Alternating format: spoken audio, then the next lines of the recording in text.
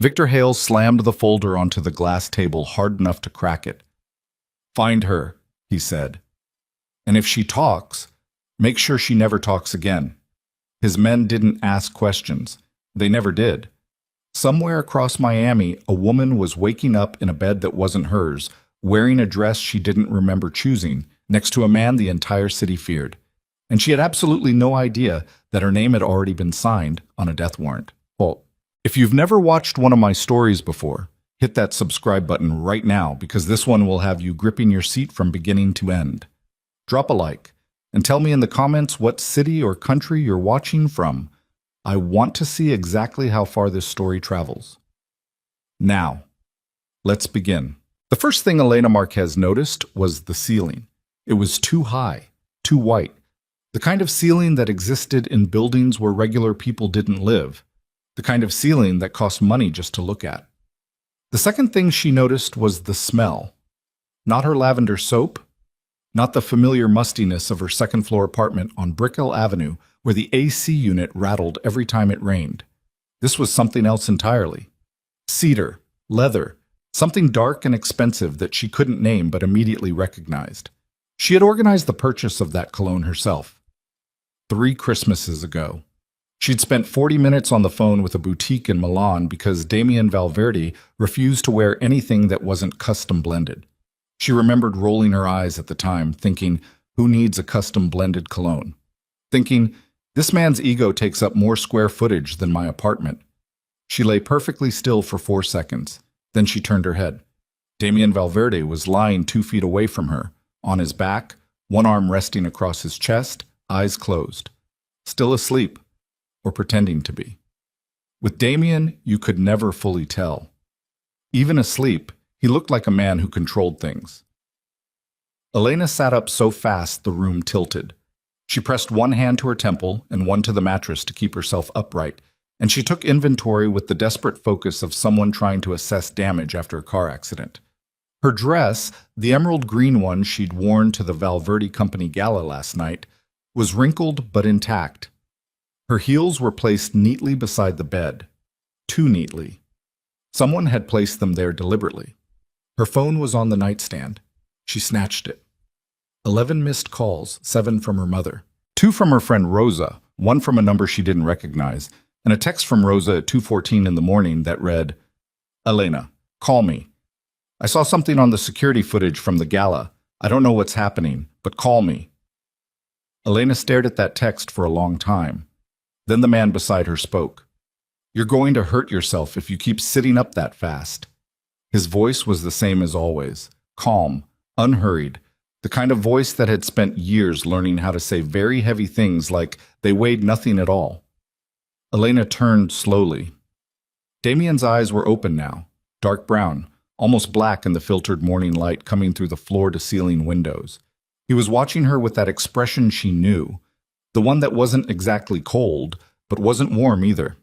The one that meant he was thinking 3 steps ahead of whatever was happening out loud. "What," Elena said, "am I doing in your apartment?" It wasn't a question, it was a warning. Damien sat up.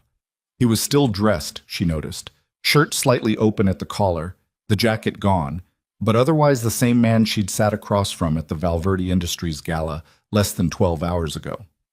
The same gala where she'd drunk 2 glasses of champagne and then apparently lost her entire mind. "We need to talk," he said. "We need to talk," she repeated. "That's what you're opening with.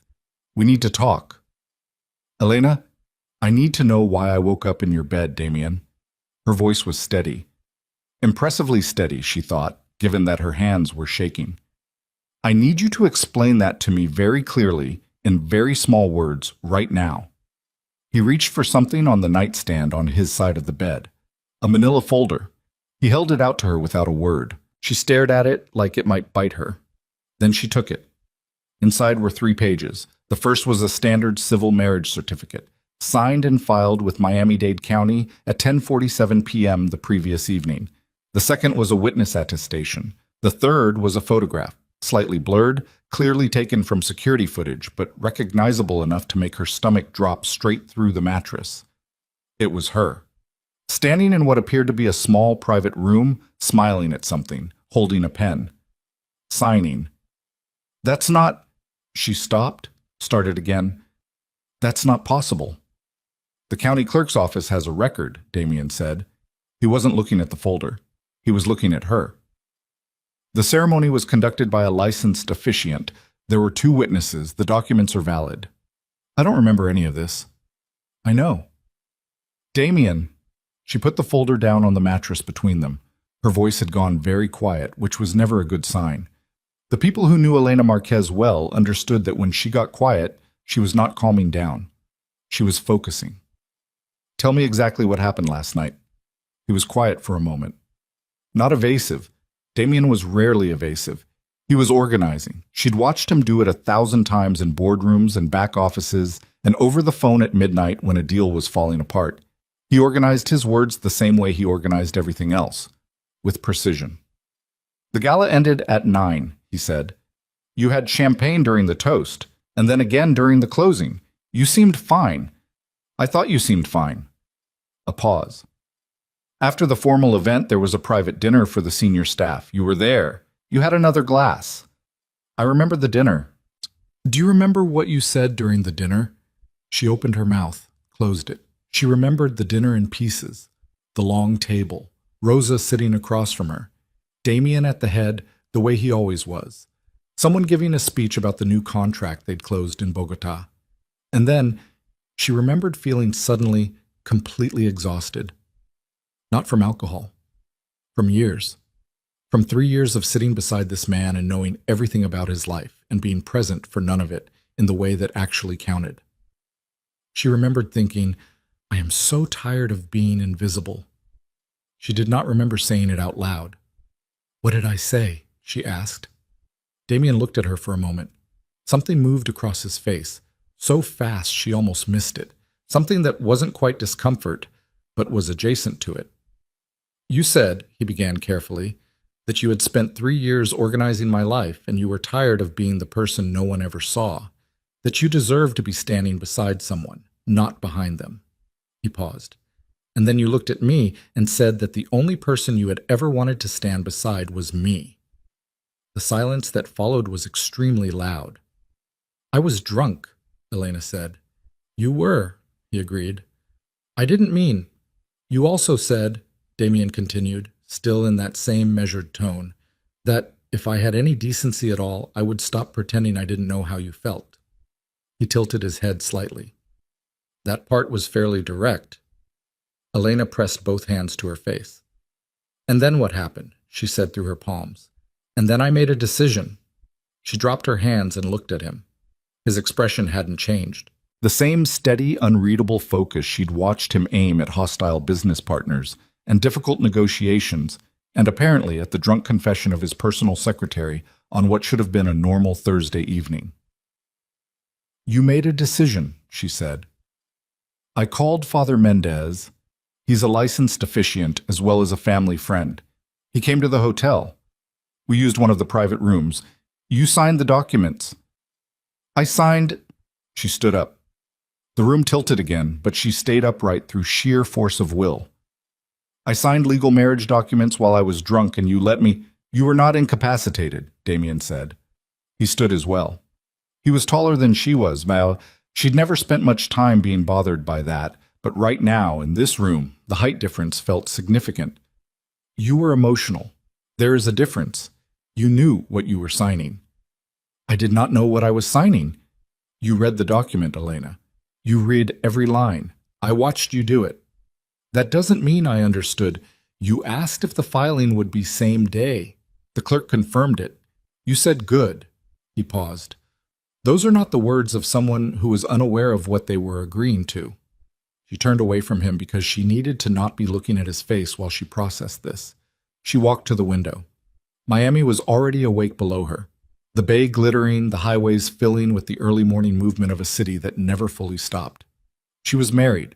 She was married to Damien Valverde, the man she had spent 3 years trying to be invisible around because the alternative was too complicated to consider. I want an annulment, she said to the window. Silence behind her.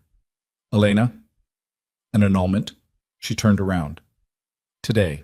This morning. I want... Sit down, he said. Something in his voice stopped her. Not the command itself, she'd ignored plenty of those over the years. It was the tone underneath it, a tone she'd only heard once or twice before, in moments when things were genuinely serious, when the situation had moved past the point of normal management. "Sit down," he said again. "Please." She sat. Damien pulled a chair to face her. He sat in it with the kind of deliberate care that meant what he was about to say had weight, and he needed her to receive it correctly. "There's something I need to tell you," he said. "Something I should have told you a long time ago." "What?" "Victor Hale has been watching you." The name landed like a stone dropping into still water. Elena knew the name Victor Hale the same way she knew most things about Damien's world, through documents she processed, calls she coordinated, and the careful habit she'd developed of understanding more than she was ever officially told. Victor Hale was Damien's most significant competitor, a man who operated in the same space as Damien did, but with fewer restraints and considerably less patience. "Watching me," she repeated. "For approximately 6 months," Damien said. "His people believe you have access to financial records from the Valverde accounts that would expose the movement of certain funds connected to a deal he was cut out of 2 years ago. Records that could essentially destroy his ability to operate in this city." Elena was very still. "And do I?" "Yes." She stared at him. "You handled the documentation for the Orion merger," he said. "You filed the financial disclosures. You had access to the subaccounts." He leaned forward slightly. "You never knew what you were looking at, but his people believe you understood exactly what those numbers meant. Why didn't you tell me?" Her voice came out sharper than she intended. "If someone has been watching me for 6 months, why did you not tell me?" "Because I was handling it. You were handling it." "I thought I had time," he said. "I was wrong." Elena looked at this man who she had spent 3 years protecting with absolute loyalty and efficiency, and she felt something complex happen in her chest. Something that was not quite anger and not quite hurt, and was very much both at the same time. "Something changed," she said. That's why you married me last night. Something changed and you needed to—" She stopped. The thought assembled itself fully. "You needed me in your household, under your protection legally. Because if something happened to your secretary, it would be a problem. But if something happened to your wife—" "Stop," he said. "It changes the liability. It changes what resources you can deploy. It changes how your family is obligated to—" "Elena." His voice was harder now. Not cold, harder. The way steel gets harder under pressure. "Stop. That is not why." "Then tell me why," she said. "Because I am sitting here trying to understand how a man I have worked beside for 3 years could watch me confess something deeply private and then use that moment to— I did not use it. Then what would you call it?" The silence stretched between them. Outside, a boat horn sounded somewhere on the bay. A distant, ordinary sound in a morning that had become entirely unordinary. Damien looked at the floor for a moment. Just a moment. It was the closest thing to uncertainty she had ever seen on his face, and it stopped her cold. "I would call it," he said slowly, "the first decision I have made in a very long time that wasn't about protecting the Empire." Elena said nothing. "I would call it," he continued, still not quite looking at her, "what happens when a man spends 3 years noticing things he told himself he wasn't allowed to notice. And then the woman those things were about stands up in a room full of people and says exactly what he has been afraid to say himself." The morning light was very still. Elena's throat was tight. She recognized the feeling. She'd carried it long enough to know its shape. "You're telling me," she said carefully, "that you married me because you wanted to." "I am telling you," Damien said, "that the threat from Victor Hale is real, and your safety is urgent, and those things are both true at the same time as everything else I just said. I am not going to pretend the danger doesn't exist, but I'm also not going to pretend that last night was only about strategy." She looked at him for a long time.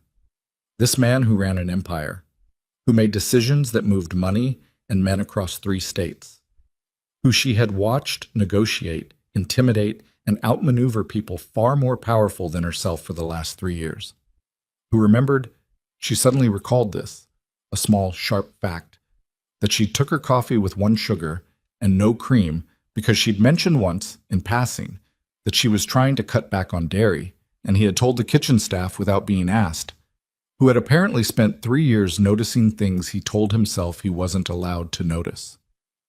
"My mother," Elena said. "She lives alone in Hialeah. If someone has been watching me—" "She's already been moved," Damien said. "I had 2 men at her door at 6 this morning. She's been relocated to a secured property I own in Coral Gables. She has been told there is a gas leak concern in her building." A pause. "She asked if you were all right. I told her you were with me. She said, and I want you to know I am repeating this accurately. She said, 'Good, it's about time.'" Elena made a sound that was not quite a laugh. "She's going to be insufferable about this," Elena said.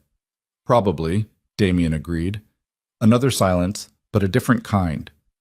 Lighter. The kind that happens when 2 people have been very honest about something and the air between them shifts accordingly. "I still want the annulment," Elena said. Damien nodded slowly. "I know. Not because—" She stopped, regrouped. "I'm not going to figure out what any of this means while I'm also figuring out whether someone is trying to kill me. I need those things to be separate problems." "That's reasonable. I need to get back to my apartment. I need my things. I need to call Rosa." "Your apartment isn't safe right now," he said, "and Rosa is already here." Elena blinked. "Rosa is here." She came to the building at 7 a.m. She had the security footage from the gala on her phone, and she was, in her words, not leaving until someone explained things to her. She's in the guest suite on the 4th floor. She's had breakfast. She is currently on her 3rd cup of coffee, and she is, I believe, doing what she described as composing her thoughts. Elena stood up. "I need to go talk to her." "You should also eat something," Damien said. "You haven't—" "I know I haven't eaten." She picked up her heels. "I'll eat. I'm going to go talk to my best friend first, because she has been worried about me since 2 in the morning, and she deserves a real explanation before I figure out what a real explanation even is." She paused at the door, turned back. "Do you have something I can change into?" He was already standing, already moving toward the closet with the same efficiency that she recognized because it was the same efficiency she used. The efficiency of someone who anticipated things. He pulled out a folded shirt, one of his own, white, soft from many washings, and handed it to her. Their fingers touched during the exchange. Neither of them acknowledged it. Elena walked out of the bedroom carrying his shirt and her shoes and 3 years' worth of feelings she didn't know what to do with, moving through a penthouse she'd never been in before, in a marriage she didn't remember agreeing to, toward a best friend who deserved the truth and a problem that was significantly larger than she had understood when she woke up 20 minutes ago. The morning was barely started. She had a feeling it was going to be a very long day. What she did not know, what none of them knew yet, was that 6 floors below, a man in a gray sedan had been watching the building since before dawn, and that the phone he was holding had just received a message with her name on it, and that the message contained 2 words. "We move tonight." Rosa Delgado had been Elena's best friend for 11 years, and in that time she had seen Elena handle things that would have broken most people. She had seen Elena sit at her mother's hospital bedside for 3 days straight without sleeping. She had seen Elena negotiate a contract dispute with a room full of men who didn't think she belonged there. She had seen Elena pack up her old apartment in 40 minutes flat after her ex-boyfriend told her she was too much work, and do it without crying once. But she had never seen Elena walk into a room wearing a man's oversized shirt, carrying her heels in one hand, and looking like she had just survived something she hadn't fully processed yet. Rosa stood up from the chair beside the guest suite window, so fast she knocked her coffee mug sideways. "Tell me everything," Rosa said. "Right now, from the beginning, don't skip anything." Elena closed the door behind her. She looked at the mug rolling on the table, the coffee spreading across the white surface, and she thought about how she needed to deal with that. And then she thought about how that instinct, to fix, to organize, to manage, had been the engine of her entire professional life. She thought about that for exactly 2 seconds, and then she grabbed a hand towel from the bathroom doorway and threw it over the spill. "I got married last night," Elena said. Rosa stared at her. "I got married Elena continued, because apparently she needed to hear herself say it again. To Damien Valverde, my boss, the man whose dry cleaning I have scheduled for pickup every second Tuesday for the past 3 years. I got married to him last night at some point after my third glass of champagne, and apparently before I was drunk enough to not know what I was signing, but also apparently while I was drunk enough that I have zero memory of agreeing to it. Rosa sat back down, slowly, like her legs had made the decision before the rest of her caught up. The footage, Rosa said, on my phone. I thought I was seeing things. You weren't. Elena. Rosa's voice dropped. That footage shows you smiling. Elena stopped. You were smiling, Rosa said again. Not a confused smile, not a polite smile. You looked happy, Elena. I have the video. I've watched it 4 times, trying to figure out if you were being coerced, and every time I watch it, you look like someone who is exactly where she wants to be. The room was very quiet. Elena sat down on the edge of the bed. The shirt she was wearing smelled like him, cedar and that dark, expensive cologne she'd ordered from Milan 3 Christmases ago, and that was a problem she was choosing not to deal with yet. I said something to him, Elena said. During the dinner, I told him... She stopped. She tried again. I told him that I was tired, and that the only person I'd ever wanted to stand beside was him. Rosa said nothing. Her expression was doing something complicated. Don't, Elena said. I'm not saying anything. You're thinking very loudly. I've been thinking very loudly about this for approximately 2 years, Rosa said. So you're going to let me have 10 seconds. Elena let her have 10 seconds. Okay, Rosa said.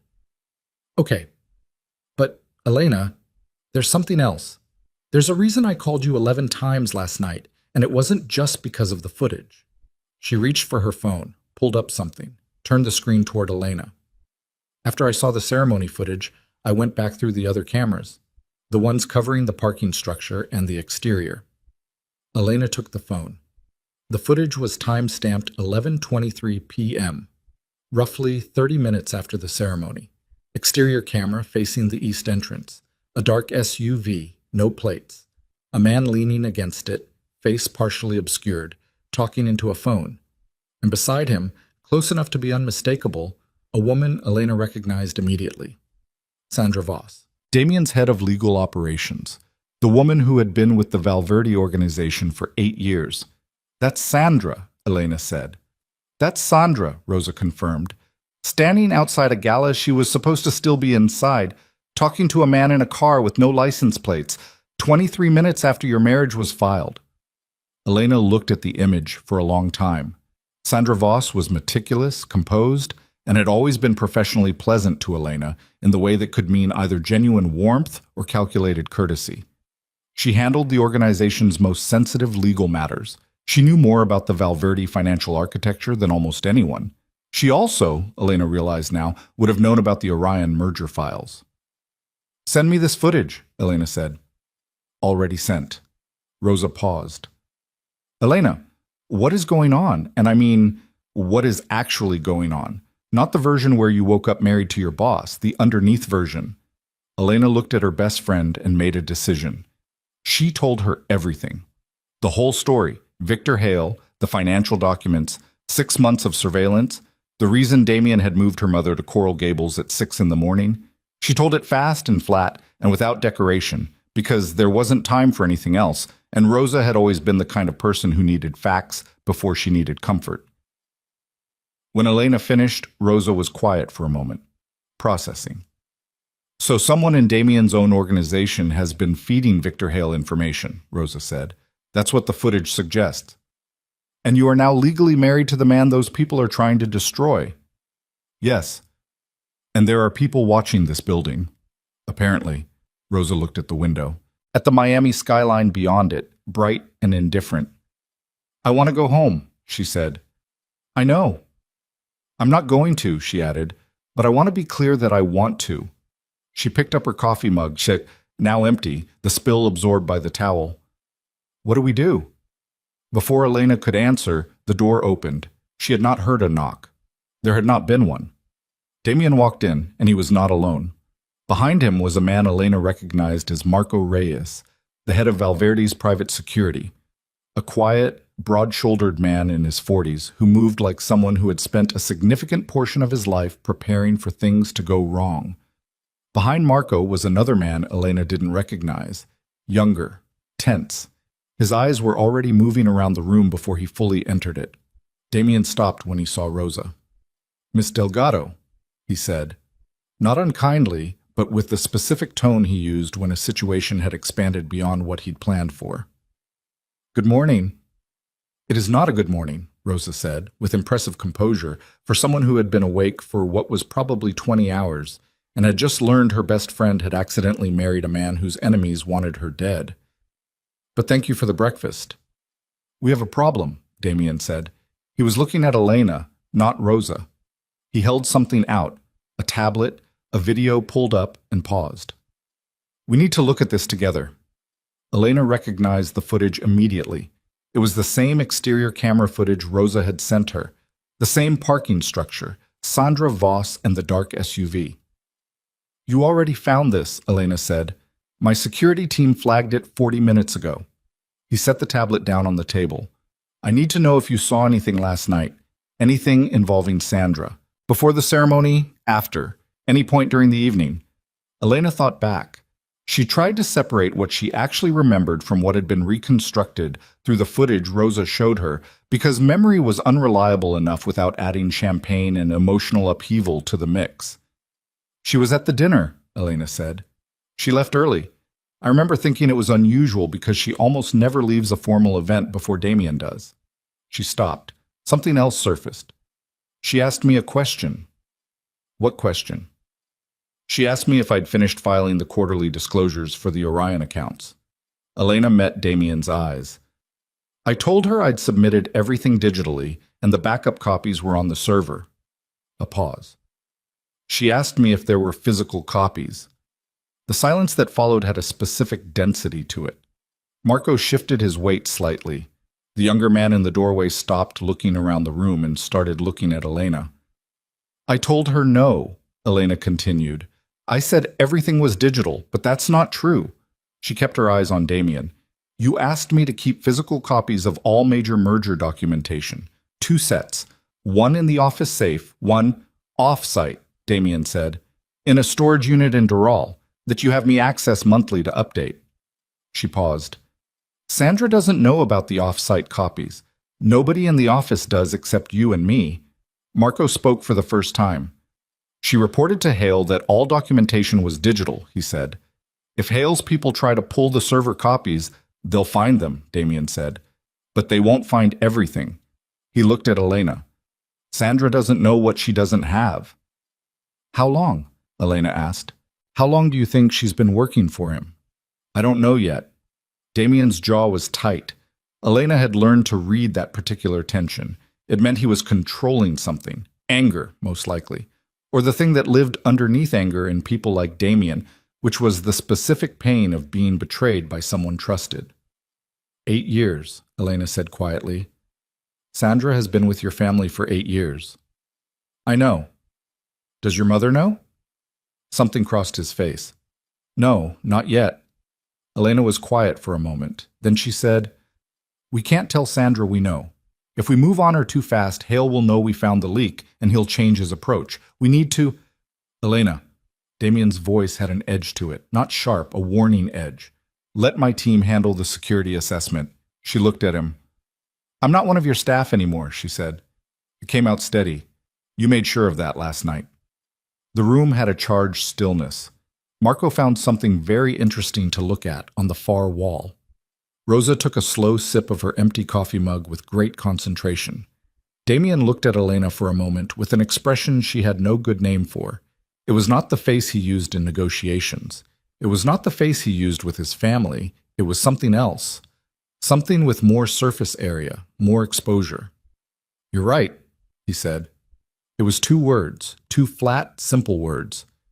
But they landed differently than she expected, because Damien Valverde did not say those words easily or often, and she had spent 3 years watching him find other ways around them. "The storage unit in Doral," she said. We need someone there before Hale figures out the physical copies exist. Already sent, Marco said. Good. She stood up straighter. And I want to see the full 6 months of surveillance reports on my movements. Whatever your people compiled tracking Hale's surveillance of me, I want to read it. Marco glanced at Damien. She gets whatever she asked for, Damien said, without hesitation. Marco nodded once and stepped out. The younger man at the door, whom nobody had introduced, was still watching Elena. She turned to look at him directly. Who are you? She asked. He looked at Damien, who said, Felix Ruiz. He works for me in a capacity that doesn't have an official job title. Intelligence? Elena guessed. Felix almost smiled. Something like that. Then I have a question for you, Elena said. Victor Hale's people have been watching me for 6 months. I live alone, I don't vary my routine much, and I don't have the kind of security infrastructure that makes surveillance difficult. She crossed her arms. What took them so long to move? Felix glanced at Damien again, and this time Damien gave a very slight nod. They weren't sure what you had, Felix said. For a long time they thought you might be aware of the files and deliberately protecting them. A willing collaborator who could be flipped or pressured. When they determined you genuinely didn't know what you were handling, they decided they could just take it, Elena finished. They decided, Felix said carefully, that you were manageable. The words sat in the room like something that had been left out in the sun too long. Manageable. Elena had been called many things in her professional life. Efficient, reliable, indispensable, once, by a senior partner who'd said it in a tone that was meant to be a compliment. She had never once been called manageable and had it feel like anything other than what it was. A calculation made by someone who looked at her and saw a problem with an easy solution. Let them keep thinking that, she said. Rosa made a small sound from across the room. Elena didn't look at her, but she heard it. The specific sound Rosa made when she was watching Elena shift into a gear that Rosa had only seen a handful of times, and which always meant something was about to happen that nobody had planned for. Elena, Damien said, carefully. I'm not suggesting anything reckless, she said. I'm saying that if Victor Hale's people believe I'm manageable, that's information we can use. They'll be expecting a frightened secretary hiding inside her boss's building. They will not be expecting— No, Damien said. I haven't finished the sentence.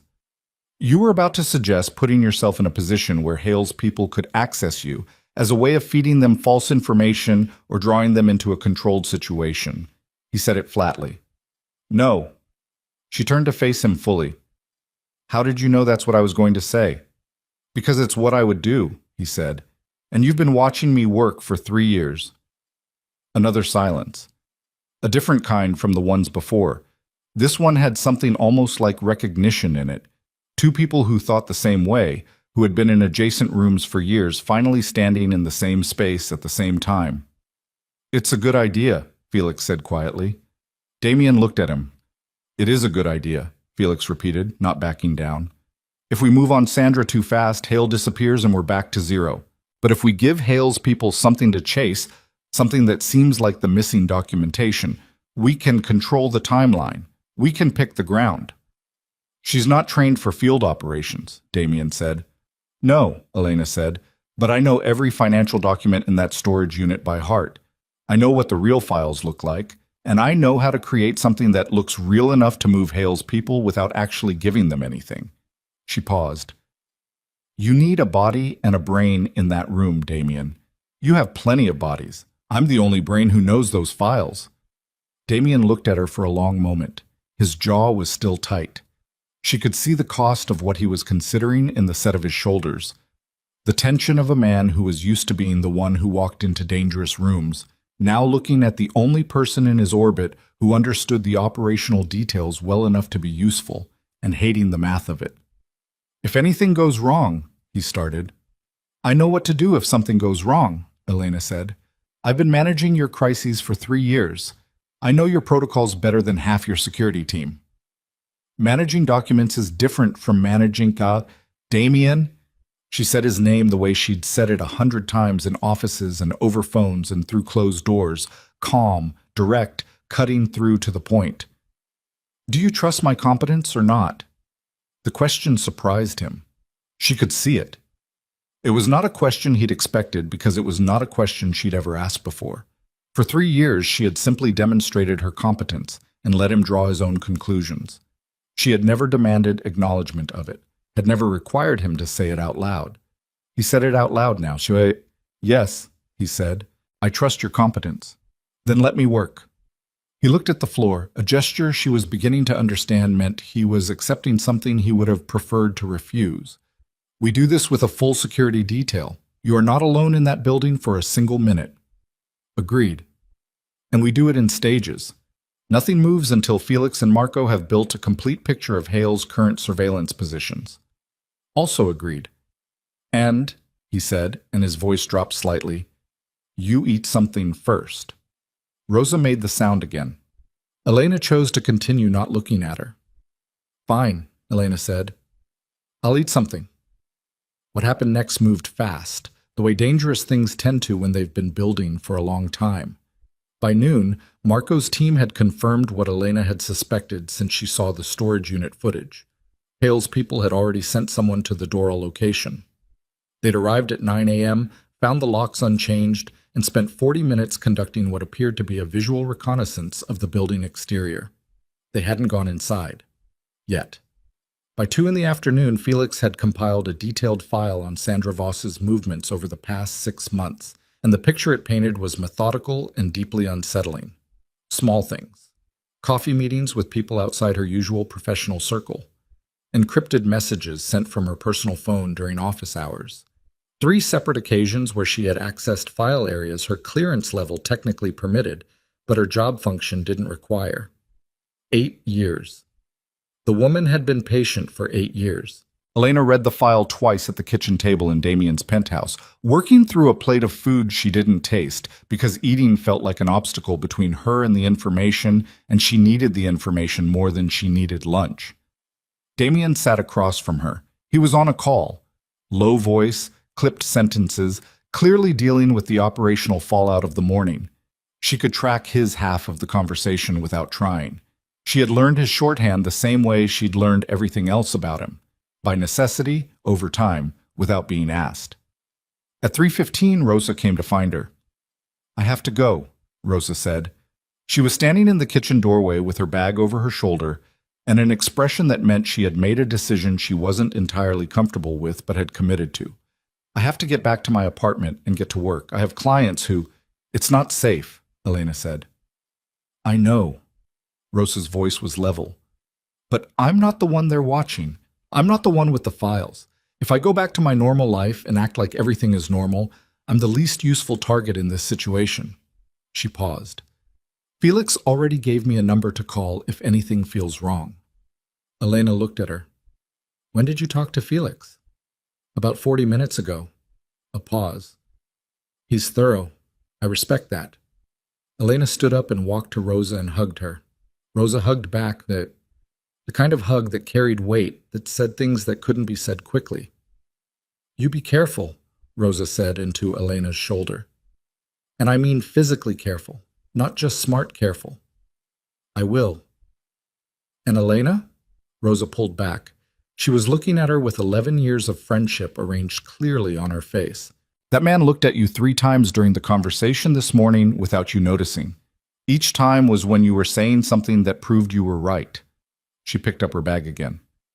I'm just saying. She was gone before Elena could respond. Damien had ended his call. He was watching Elena from across the kitchen. She's good, he said, about Rosa.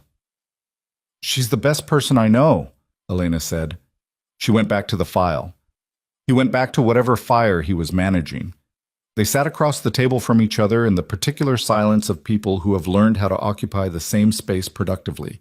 And for a moment, just a moment, it felt almost ordinary.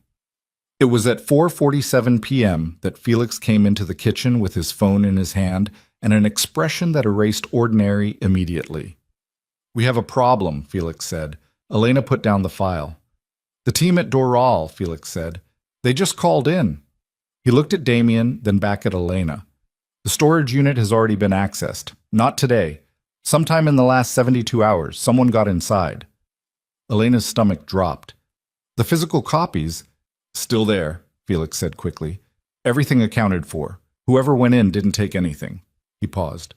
They left something instead. He turned his phone around. A photograph. The interior of the storage unit, everything in order, files in their correct places. And on top of the main document box, placed with deliberate precision, a single playing card. The Queen of Spades. Elena stared at the photograph. Victor Hale's signature, Damien said. His voice had gone very flat and very quiet. The voice he used when he was past the point of managing his reaction. He's been in that unit. He knows the physical copies exist. He's known for at least 3 days. He looked up from the phone. And he didn't take the files. Because he doesn't want the files, Elena said. The understanding arrived whole and cold. He wants me to go get them. Damien's eyes met hers. He knows I'm the only one who knows what's in there, she said. He wants me to walk into that building because that's the only way he gets what he actually wants. She set down the surveillance report. He's not after the documents. She met Damien's gaze directly. He's after me. The kitchen was very still. And then Damien's phone rang. He looked at the screen. An expression moved across his face that she had never seen before. Not in 3 years, not in any meeting or negotiation or crisis she'd managed beside him. It was something raw and controlled at the same time. Something that belonged to the version of him that existed before the empire, before the reputation. He answered it. Mother, he said. A pause. Elena watched his face. When did she arrive? He said. Another pause, longer. No, don't let her leave. I'm on my way. He hung up. He looked at Felix. He looked at Elena. Isabella Valverde is at the Coral Gables property, he said. Elena knew the name. Damien's mother. The woman who had built the Valverde name before Damien was old enough to understand what it meant.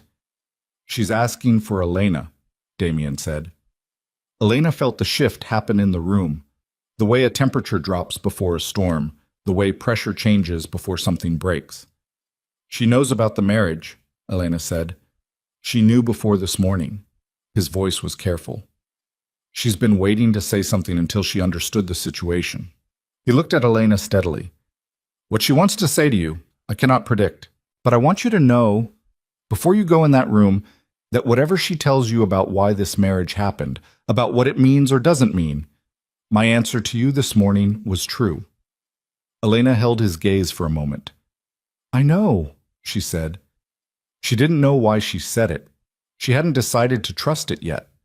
Trust was a slower process than recognition, and she knew the difference. But she said it anyway, because it was the truest thing available in that moment, and she was very tired of pretending otherwise. She picked up her jacket from the back of the chair. She had no idea that in the 3 minutes it would take them to reach the elevator, a message would arrive on Sandra Voss's encrypted phone, confirming that Elena Marquez had been identified as a direct threat to Victor Hale's operation, and that Victor Hale had upgraded the order, not to bring her in anymore, to make sure she never made it to that storage unit at all.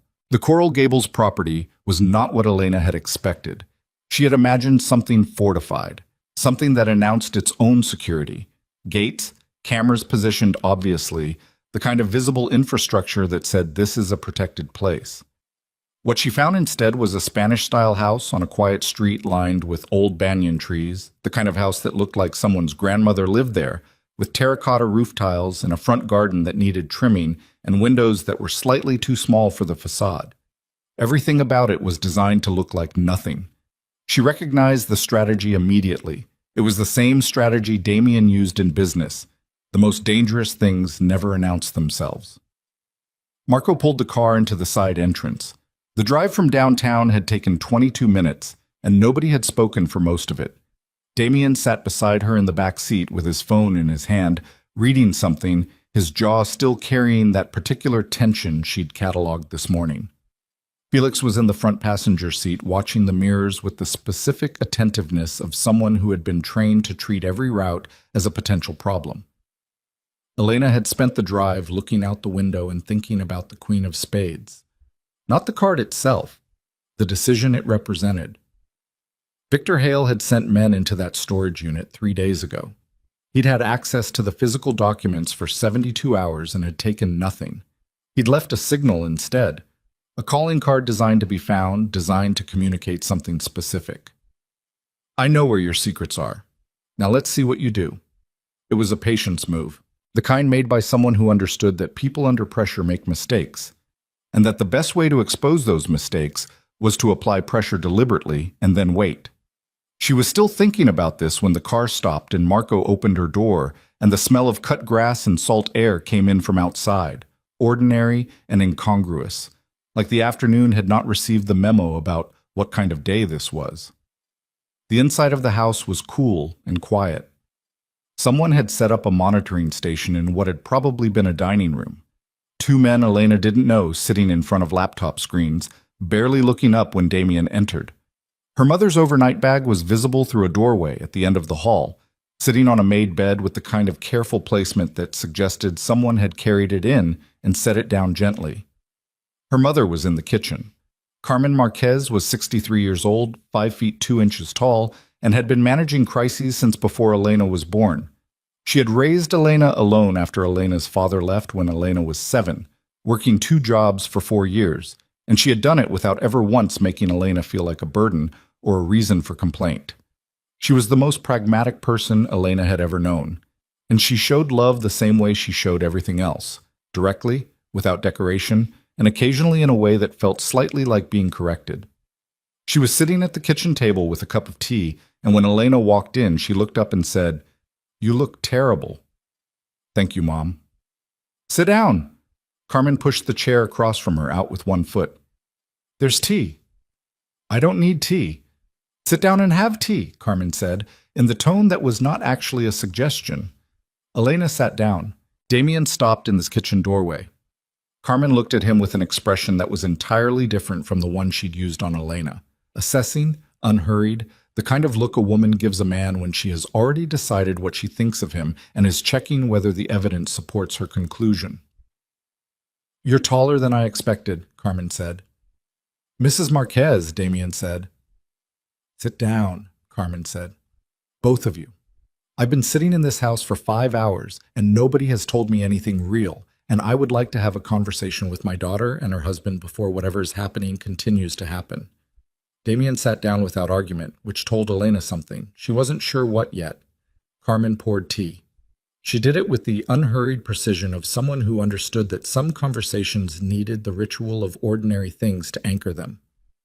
"Your mother called me," Carmen said to Damien. Elena looked up.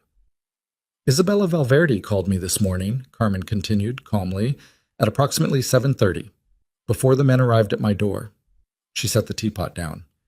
"She told me that her son had made a decision last night that she wanted me to hear about from a member of the family before I heard about it another way."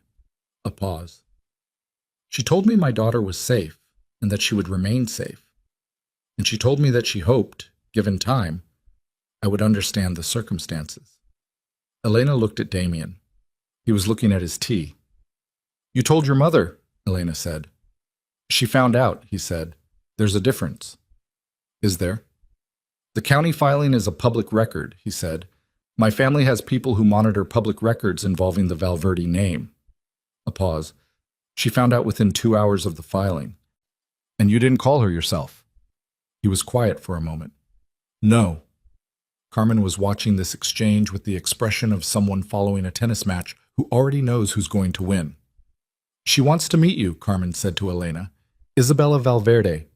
She asked me to tell you, when I saw you, that she would like to speak with you privately, before you speak with her son about whatever it is you're planning to do next." "She's here," Elena said. "In this house." "She arrived about 40 minutes before you did," Carmen said. "She's in the back sitting room." A pause. "She brought a lawyer." The word landed with specific weight. Elena looked at Damien again. Something in his face had shifted. Not surprise exactly, but something adjacent. The face of a man who had calculated several scenarios and was now determining which one he was in. "The annulment," Elena said quietly. "Elena, she brought a lawyer because she wants to make sure the annulment happens before anything else does." Elena kept her voice even with some effort. "She wants to make sure I don't—" She stopped. reorganized. She's protecting the family. She's doing what she's always done, Damien said. His voice was careful, controlled. Which is act before she has all the information.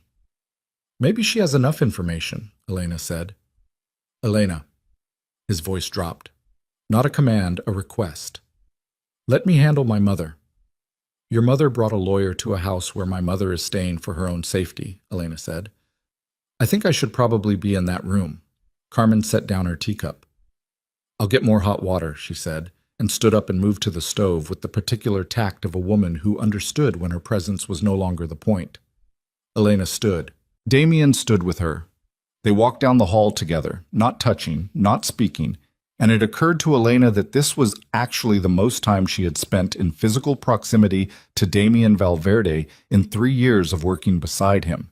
More time than any business trip, any late-night crisis call, any working dinner. All of that time, and she had always maintained the precise professional distance that her job required. The distance that said, I am here to be useful, not to be present. She had spent 3 years perfecting that distance. One night had erased it. The back sitting room had 2 windows facing a garden that probably looked pleasant in better circumstances. Isabella Valverde was seated in a high-backed chair near the window. A woman in her mid-60s, dark-haired, immaculately composed, with the kind of stillness that came from decades of being the most powerful person in rooms that didn't always know it. Beside her sat a man in a gray suit with a briefcase on his knee, who had the specific, careful blankness of a family attorney who had seen a great deal and reacted to none of it. Isabella looked at Elena when she entered, not at Damien, at Elena. Mrs. Valverde, Elena said. Sit down, Isabella said. Her voice was measured, low, accented with the particular cadence of a woman who had learned English as a second language and had since surpassed most people who'd spoken it their entire lives. Elena sat. Damien sat beside her. She was aware of him, the slight shift of his weight, the way he placed his hands flat on his knees, a gesture she'd seen him use in meetings when he was preparing to listen to something he disagreed with. I want to begin, Isabella said, by telling you what I know. All right, Elena said. I know that my son made a decision last night that he did not consult me about. A pause. No look at Damien. Eyes entirely on Elena. I know that the decision was made under circumstances that I find irregular. I know that there is a threat to this family from Victor Hale that has been developing for some time, and that this threat has now become attached to you in a way that makes you either an asset or a liability depending on how the next several days unfold. Elena waited. What I do not know, Isabella continued, is you. She let that sit. I know your employment record, she said. I know your mother's name and your professional history and the fact that you have managed my son's life with exceptional competence for 3 years. What I do not know is what you want. At this particular moment, Elena said, I want to keep people safe and resolve a threat that I apparently became part of without knowing it. And after that? Elena looked at her steadily. I haven't gotten there yet. Something moved in Isabella's expression. Not approval, something more guarded than approval. Recognition, maybe. The specific recognition of one pragmatic woman identifying another. There are documents, Isabella said. She nodded to the attorney, who opened his briefcase. Mother, Damien said. These are annulment papers, Isabella said. Her voice didn't change. Standard procedure, no fault, clean filing. The marriage is dissolved without public record of the circumstances. She looked at Elena. I want you to understand that I am not bringing these to you as a threat. I am bringing them to you because I want you to know they exist, and that if you choose to sign them, the Valverde family will ensure that your safety and your mother's safety are maintained regardless. The attorney set the papers on the table between them. Elena looked at them. Damien's hands had gone very still on his knees. You came here to offer me an exit, Elena said to Isabella. I came here to give you a choice, Isabella said, which is something my son should have given you last night. The room was absolutely quiet. Elena looked at the papers. She looked at the clean, official language of them. The kind of language designed to make complicated things look simple, to reduce decisions with significant weight to a series of blanks requiring a signature. Then she looked up at Isabella and said, "Tell me about Victor Hale." Isabella blinked. It was small, barely perceptible, but Elena had spent 3 years developing the habit of noticing small things, and she caught it. "What do you want to know?" Isabella said. "The history," Elena said. "The real history. Not the version in the financial documents I processed, not the version Damien summarized for me this morning. The version you know." She leaned forward slightly. "Because you brought a lawyer and annulment papers to a house where you've known me for 11 minutes, which means you're afraid of something specific. And I don't think you're afraid of me. I think you're afraid of what Hale can do if this situation isn't resolved quickly." She paused. "So tell me what you know." The silence stretched. Then Isabella said, "Leave us." The attorney stood immediately, gathered his briefcase with practiced efficiency, and was out of the room before Damien could object. Damien looked at his mother. She looked back at him with an expression that was not unkind but was absolutely non-negotiable. "You too," she said. "Mother—" "Damien." One word. The weight of 30 years of being his mother was in it. He stood. He looked at Elena. She gave him the smallest nod. Barely a movement, just enough to register. He left, pulling the door partially closed behind him. Isabella looked at Elena for a long moment after he was gone. Something in her posture changed. Not softened, exactly. Settled. Like a woman who had been performing composure and could now simply have it. "Victor Hale and my husband were partners," Isabella said. "Before Damien took over the organization, before my husband died." Elena kept her face still. "They built the early infrastructure of this enterprise together," Isabella continued, "for 11 years. And then my husband discovered that Victor had been systematically redirecting funds from their joint operations into accounts that my husband had no access to or knowledge of." She paused. "When my husband confronted him, Victor arranged for 3 of our family's most trusted people to be arrested on charges that Victor manufactured." Another pause. "My husband died 8 months later. The official cause was a heart attack. I have never fully accepted that." The air in the room changed texture. "Victor Hale believes this organization owes him half of everything it became," Isabella said. "He has believed this for 12 years. He has been patient in the way that people are patient when they are planning rather than waiting." She looked at Elena directly. "The Orion merger files are not what he's actually after. He has his own copies of the relevant financial data. He was part of the original architecture. He knows where everything is." Elena's mind was moving fast now. "Then what?" "He wants to destroy Damien's legitimacy," Isabella said. "Not his operation. His standing. Among the people who make the decisions about who operates in this city and who doesn't." She leaned forward slightly. "There are people inside this organization, people who have been loyal for years, who Victor has been quietly cultivating, reminding them of old grievances, old debts, suggesting that Damien's leadership is not what his father's was." She stopped. "He doesn't want the files, Miss Marquez. He wants the names on them. He wants proof that certain transactions were approved by Damien personally, so that he can take that proof to the people whose respect Damien needs most, and use it to suggest that Damien is not the man his father was." Elena sat with this for a moment. "Sandra Voss," she said. Isabella nodded once. Tight, like it cost her. "Sandra was loyal to my husband," Isabella said. "Not to Damien. She tolerated Damien's leadership because my husband chose him, but Victor found her grief and her doubt, and he used them." A pause. "She has been feeding him information for approximately 2 years, not 6 months. 2 years. Damien thinks it's been—" "Damien knows what I've allowed him to know," Isabella said, "because I have been trying to manage this without involving him in a way that would cause him to act before the time was right." She stopped. "I was wrong to do that. I understand that now."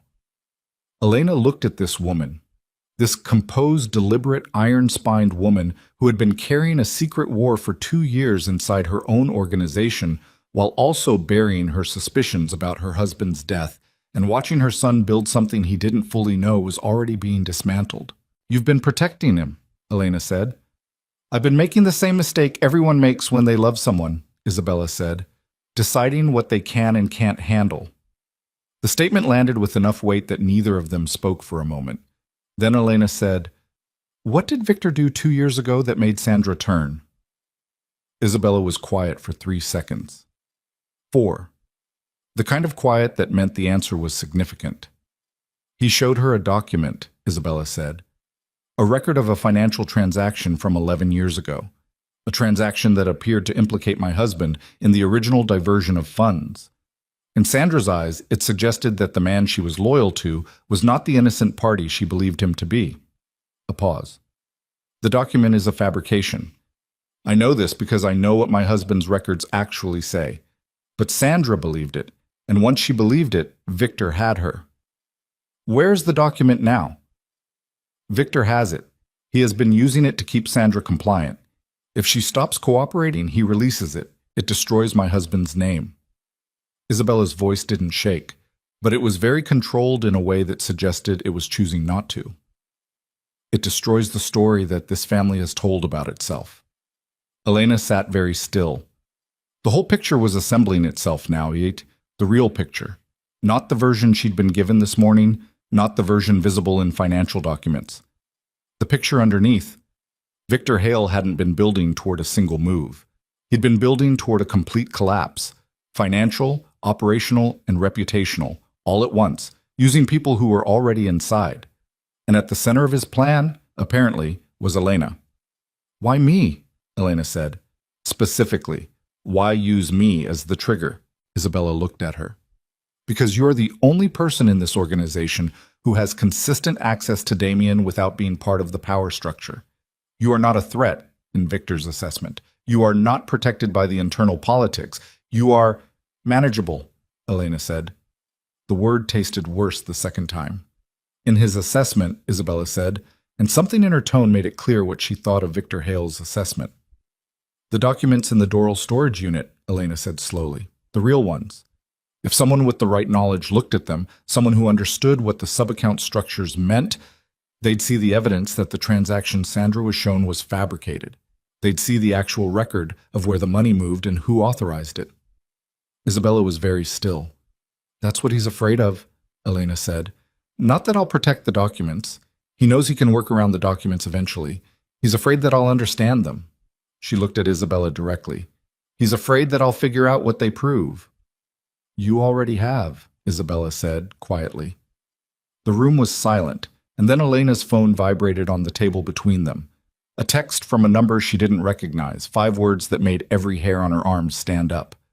"We have Rosa. Come alone."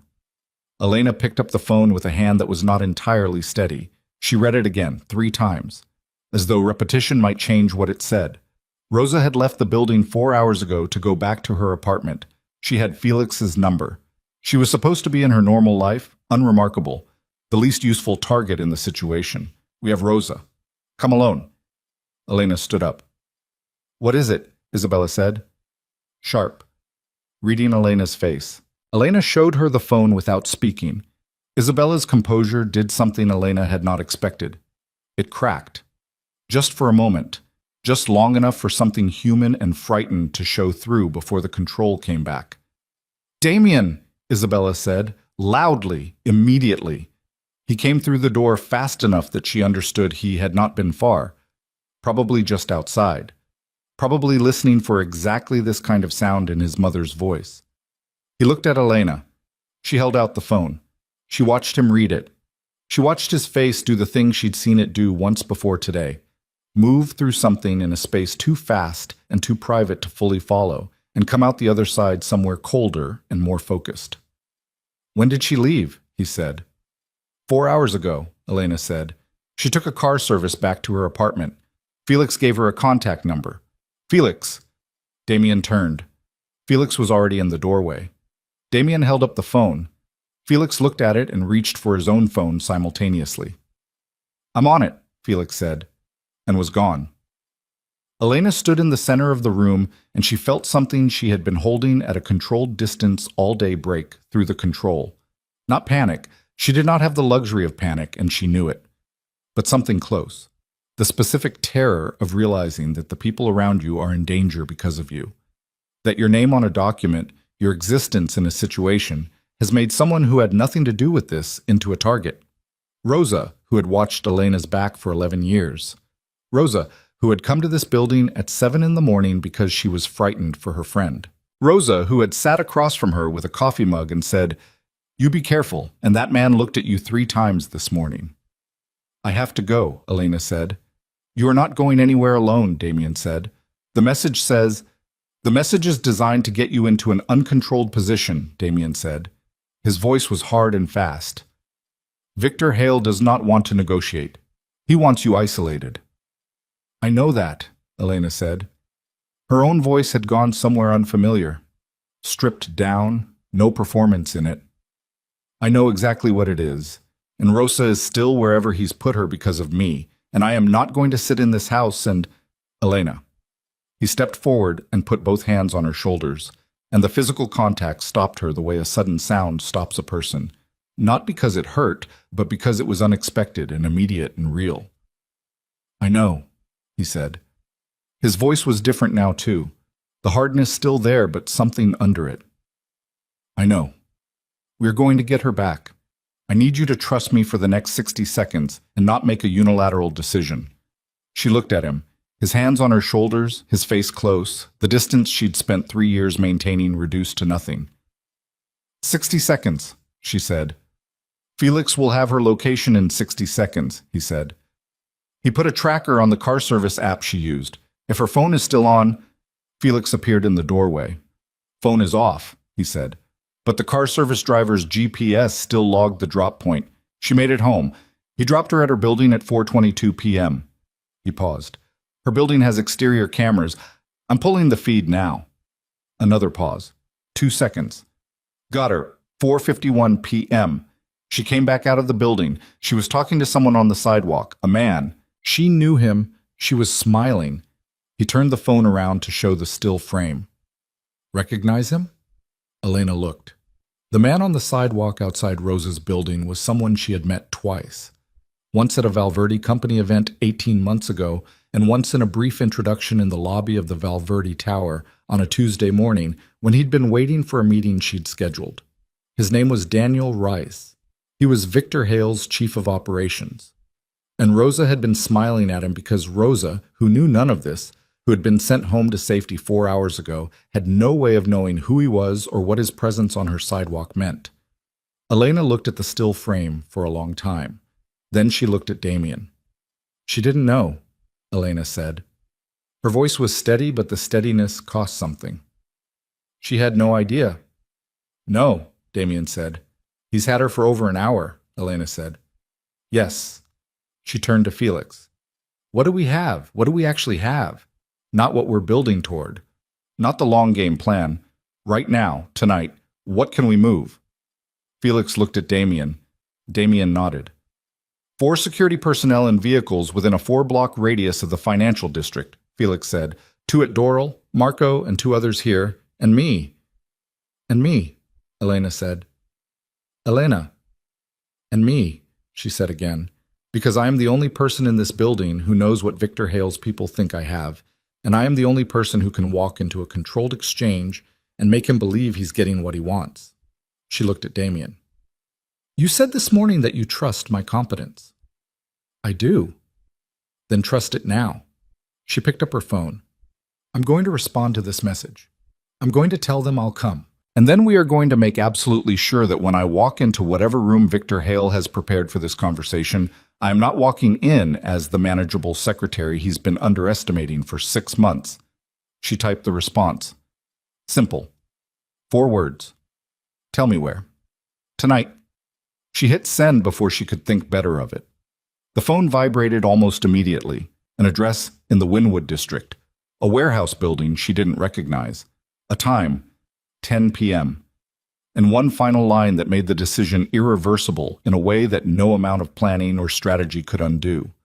"Come alone, or we send her back in pieces." Elena read it, showed it to nobody, set the phone down on the table. She had been managing Damien Valverde's empire for 3 years from behind a desk. She had processed the paperwork of a world she hadn't fully understood, organized the machinery of something she'd been kept carefully adjacent to. She was done being adjacent. She looked at the address on her phone. She looked at Damien, who was watching her with an expression she had no previous category for, something that was fear and faith in equal measure, from a man who had not let himself feel either of those things easily or often. "Tell me everything you know about that building," she said. And the woman who had spent 3 years being invisible walked straight into the most dangerous night of her life, with her eyes completely open. They had 4 hours. Felix spread a satellite image of the Wynwood warehouse across the kitchen table, and Elena stood over it with her arms crossed and her eyes moving across the layout, the way she moved across a complex financial document, systematically looking for the thing that didn't fit, the detail that revealed the structure underneath the structure. The building was 3 stories. Ground floor had 2 vehicle entrances on the south side and a loading dock on the east. The upper floors had been used for art storage before the property changed hands 14 months ago. Felix had pulled the permit records in under 6 minutes. The new owner was a shell company registered in Delaware, 2 layers of corporate structure between the name on the paperwork and anyone real. "Victor's been using this building for at least a year," Elena said. "Probably longer," Felix said. "The permit records show renovation work on the interior 8 months ago, climate control upgrades, security system installation." "He planned for this," Damien said. He was standing at the far end of the table, not looking at the map, looking at Elena. She was aware of it the way you're aware of a sound at the edge of hearing. Present, not intrusive, impossible to fully ignore. "He planned for something," Elena said. "Maybe not this specifically, but he's been building toward a controlled confrontation for a long time." She pointed to the northeast corner of the building. "This is where they'll have Rosa. Interior room, no windows. Away from both vehicle entrances so she can't signal anyone outside." She looked at Felix. "How many people does Hale typically move with?" "For something like this?" 6 to 10. "A core team." Felix paused. "He'll have Daniel Rice there. Reese handles the operational details. Hale handles the conversation." "So Hale will be there himself?" "Yes." "Good," Elena said. Damien made a sound, not quite a word. "If Hale is in the building, we have leverage," Elena said without looking up. "He didn't send a proxy. He wants to be in the room when I hand over whatever he thinks I'm handing over, which means he wants to see my face when it happens. He wants to watch." She traced the building perimeter with one finger. "That's a weakness. People who want to watch things personally are harder to extract than people who manage from a distance." "Elena," Damien said, "I need 10 more minutes with this map." "Elena." His voice had a different weight to it now. She looked up. His expression was doing the thing again, the thing she had no good name for, the thing with too much surface area. "I need you to understand what we are walking into tonight. I understand what we're walking into." "Do you?" He wasn't arguing. He was asking, genuinely, carefully, in the way of someone who needed the answer to be true. "Because what I need from you is not bravery. I have people who are brave. What I need is for you to be exactly as precise and controlled tonight as you have been every other day of the 3 years you've worked beside me. And I need you to do it in a building owned by a man who has already decided you are expendable." She held his gaze. "Then I guess we both know what we're dealing with." He looked at her for a long moment. Then he nodded once and looked back at the map. They spent the next 3 hours building the plan in layers. Felix coordinated the security team by phone, moving people into position in the Wynwood district before full dark, establishing sight lines to the building's exterior entrances. Marco drove the perimeter twice and came back with a detailed count of vehicles he'd clocked near the building. 3, all dark, all with a specific unremarkable quality of cars that were trying not to be noticed. Isabella sat in the living room of the Coral Gables house with Carmen Marquez, and Elena heard them talking once when she passed the doorway. Low, continuous, the particular rhythm of 2 women who have both spent significant portions of their lives managing fear quietly while the people around them managed it loudly. She did not stop to listen. She needed to not think about her mother right now. At 7:30, She sat alone in a bedroom at the back of the house and built the document package. It took her 45 minutes. She used a laptop Felix had cleared and a printer she found in the home office, and she worked from memory. Because the contents of the Doral storage unit were her memory, 3 years of handling those files had made them part of her the way a phone number you've dialed enough times becomes part of you. She built a package that looked exactly like the Orion merger sub-account documentation. It had the right headers, the right account structures, the right formatting. It had numbers that were close enough to the real figures to pass a quick visual inspection and different enough, in the specific ways that mattered, to be useless to anyone who tried to act on them. She built a second layer into the package. Hidden inside the formatting of 3 pages, coded into the document structure itself, in a way that only someone who knew exactly what to look for would find, was something else. A record of a specific transaction from 11 years ago, the real record. The one that showed where the money Victor Hale had diverted actually went, and who had authorized each movement. The proof that the document Victor had used to turn Sandra Voss was a fabrication. If Elena could get that package into a room where it was digitally processed, scanned, uploaded, run through any kind of document management system, the embedded data would transmit automatically to an external server Felix had set up in under 20 minutes. It was not a perfect plan. It had significant points of failure, and it required Elena to be in a room with Victor Hale long enough for a digital transfer to complete while also convincing him that what she was handing over was real, while also keeping Rosa alive, while also not getting herself killed. She looked at what she'd built for a moment. Then she put it in a plain manila folder, the kind she had used 10,000 times at work, and she stood up and went to find Damien. He was in the hallway. He had been, she suspected, in the hallway for a while. She held out the folder. "Here's what I'm carrying in." He took it, opened it, read through the top pages with the focused speed of someone who understood financial documents at a structural level, stopped at the 3rd page, read it more slowly. "The embedded data," he said. "Felix helped me build the transmission protocol," she said. "As soon as the document is run through any networked scanner or document system, which Hale's people will do, they'll want to verify the files are real before they let me walk out. It sends. And if they don't scan it, then I need to be in that room long enough for me to find another way to trigger it," she said. "There are 3 other pages in the package with the same embedded protocol. Any one of them in a networked system will do it." He looked at her. "You built this in 45 minutes. I've been handling these files for 3 years, she said. "I know them the way you know the names of every person who owes you something." Something in his face moved. "That's a very specific comparison." "I've been watching you for 3 years, she said. "Some of it stuck." He closed the folder. He held it for a moment, and then he held it out to her, and their hands were both on it at the same time, and neither of them moved for a second that felt longer than it was. "When this is over," he said. "When this is over," she agreed. Not a question, not a promise. An acknowledgement that there was something on the other side of tonight that they had both decided to believe in. She took the folder. At 9:15, they left the Coral Gables house in 2 vehicles. Elena rode with Damien and Marco. Felix and 3 other men followed in a separate car.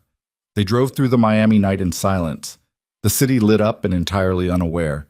People at restaurants and bars and evening walks along the bay, living the kind of ordinary Thursday that Elena had been living before all of this, before one night changed the entire architecture of her life. She sat in the back of the car with the manila folder on her lap, and her hands flat on top of it, and she thought about Rosa smiling at Daniel Rice on the sidewalk outside her building, and she used that image the way you use a splinter under your skin, as a reminder of exactly what was real, and what was at stake, and what was not acceptable. They stopped 4 blocks from the warehouse at 9:40. Damien turned to her in the back seat. Marco sat very still in front, not looking at either of them, giving them the courtesy of privacy in a car that didn't have much of it. "You walk in at 10, Damien said. "You have 90 minutes before we move on the building regardless of where the plan stands. If the transmission has completed by then, we pull you out. If it hasn't, I'll have found another way to trigger it," she said. "Elena." "I know. I'm serious." "Damien." She said it the way she'd said it 100 times, calm, direct, cutting through. "I know." A pause. I've been managing impossible situations for 3 years. I just didn't always know that's what I was doing. He looked at her for a long moment. The car was warm and the city sounds came through the closed windows, and it was not the right moment for the things that were in the room or the car between them. She knew that. He knew that. They had both gotten very good at knowing things and setting them aside for when the moment was right.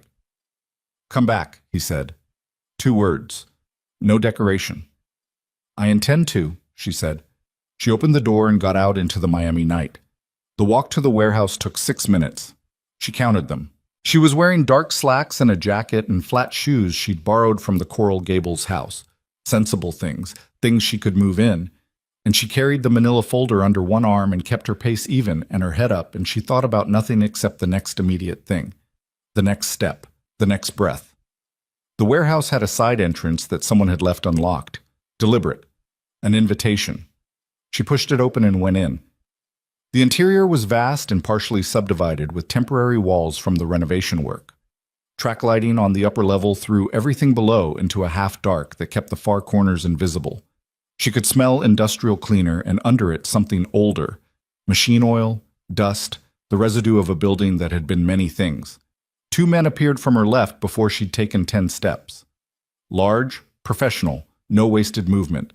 One held out a hand. The bag, he said. She had no bag. She had the folder. She handed it over without resistance. He gave it to the second man, who disappeared with it. A search. They'd run it through their system and the transmission would begin immediately, but they hadn't given it back, which meant she needed a reason to stay in this building until the transmission completed.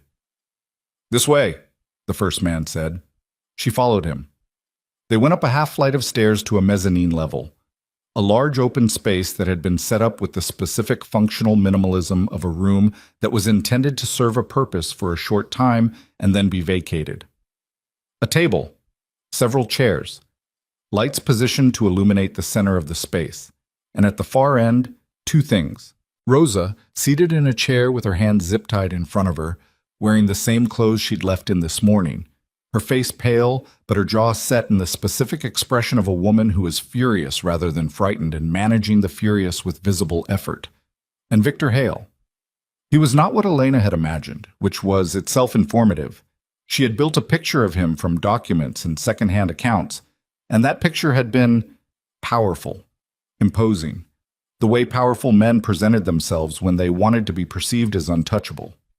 Victor Hale in person was 60, slim, wearing a suit that cost more than Elena's monthly rent, and had the particular composed pleasantness of someone who was very comfortable with the situation he was in.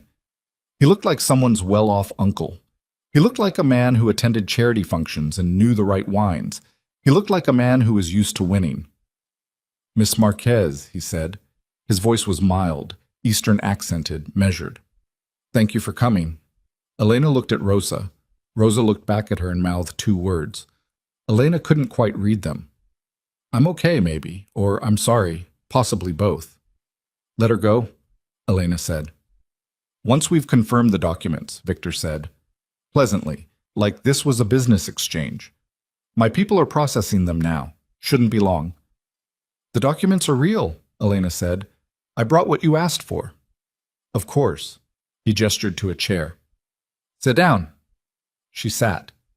Because she needed time, and sitting bought time, and every second that passed was a second closer to the transmission completing. Victor sat across from her. Daniel Rice stood to his left. Elena looked at him and found him looking back at her with the practiced blankness of a man who did not want to be memorable. I want you to know, Victor said, that I have no personal grievance against you. I appreciate that, Elena said. You were a complication, he said, nothing more. You had access to material that was relevant to my interests, and you were associated with a family that has caused me a significant amount of unnecessary difficulty over a very long time. He tilted his head slightly. I understand you and Damien Valverde got married recently. Last night, Elena said. Impulsive, he said. Some decisions are, she said. He almost smiled. You're calmer than I expected. People underestimate me, she said. It's a thing that happens. Something moved in his expression, a flicker of something that might have been appreciation or its darker cousin. Sandra told me you were perceptive, he said. She said it was something Damien relied on, whether he acknowledged it or not. Elena kept her face still. Sandra's been thorough. She has. A pause. She's also made certain decisions that have limited her future options considerably. He said it with the mildness of someone noting a mild disappointment. People who work against their original loyalty rarely find a comfortable home anywhere afterward. Is that a warning? Elena asked. It's an observation, he said. I'm not in the habit of threatening people I don't need to threaten. He looked at her steadily. You're not a threat to me, Miss Marquez. You're a secretary who processed documents she didn't fully understand, employed by a family that has been building toward a fall for quite some time. I have no interest in your continued involvement in any of this. Then why take my friend? Incentive, he said, simply, without apology. You needed a reason to come here without bringing an army. And if I'd brought an army anyway, then your friend would have had a much less comfortable evening. Still mild, still pleasant. I am practical, not cruel. There's a distinction. Elena looked at Rosa. Rosa's jaw was still set. Her eyes were doing something complicated. The look she got when she was paying extremely close attention to a situation while appearing to be simply sitting there. How long does your document verification process take? Elena asked. Victor glanced at Rice. Rice checked his phone. They're about halfway through the scan, Rice said. Halfway. The transmission was halfway complete. She needed to keep Victor Hale talking for approximately 7 more minutes. I want to ask you something, Elena said. Ask, Victor said. The document you showed Sandra, Elena said. The one that implicated Emilio Valverde in the original fund diversion. Victor went very still. It was the first time since she'd entered the building that his composure showed a crack. Just a hairline fracture, the kind you had to be looking for to see. But she was looking for it. That's not a topic I expected you to raise, he said. Sandra told me about it, Elena said. She did not look away from him. Before the situation changed, we had several conversations about her concerns, about the history of the organization, a carefully constructed lie, told with the flat confidence of someone presenting a fact. She showed me the document. Did she? Victor said. She was trying to understand it, Elena said. She came to me because I handled the financial files. She wanted to know if it was consistent with the records I'd processed. She paused. It wasn't. The room was very quiet. The transaction dates in your document don't match the actual account activity from that period, Elena said. The sub-account structure that existed 11 years ago wasn't capable of the kind of movement your document describes. The routing format changed in a system update in the spring of the year in question. Your document uses the post-update format, but the transaction date it claims is 3 months before the update occurred. Victor Hale looked at her. She held his gaze. You built a very convincing fake, she said. But you built it using the current system architecture because that's what you had access to. The historical architecture is only visible in files that nobody was supposed to still have.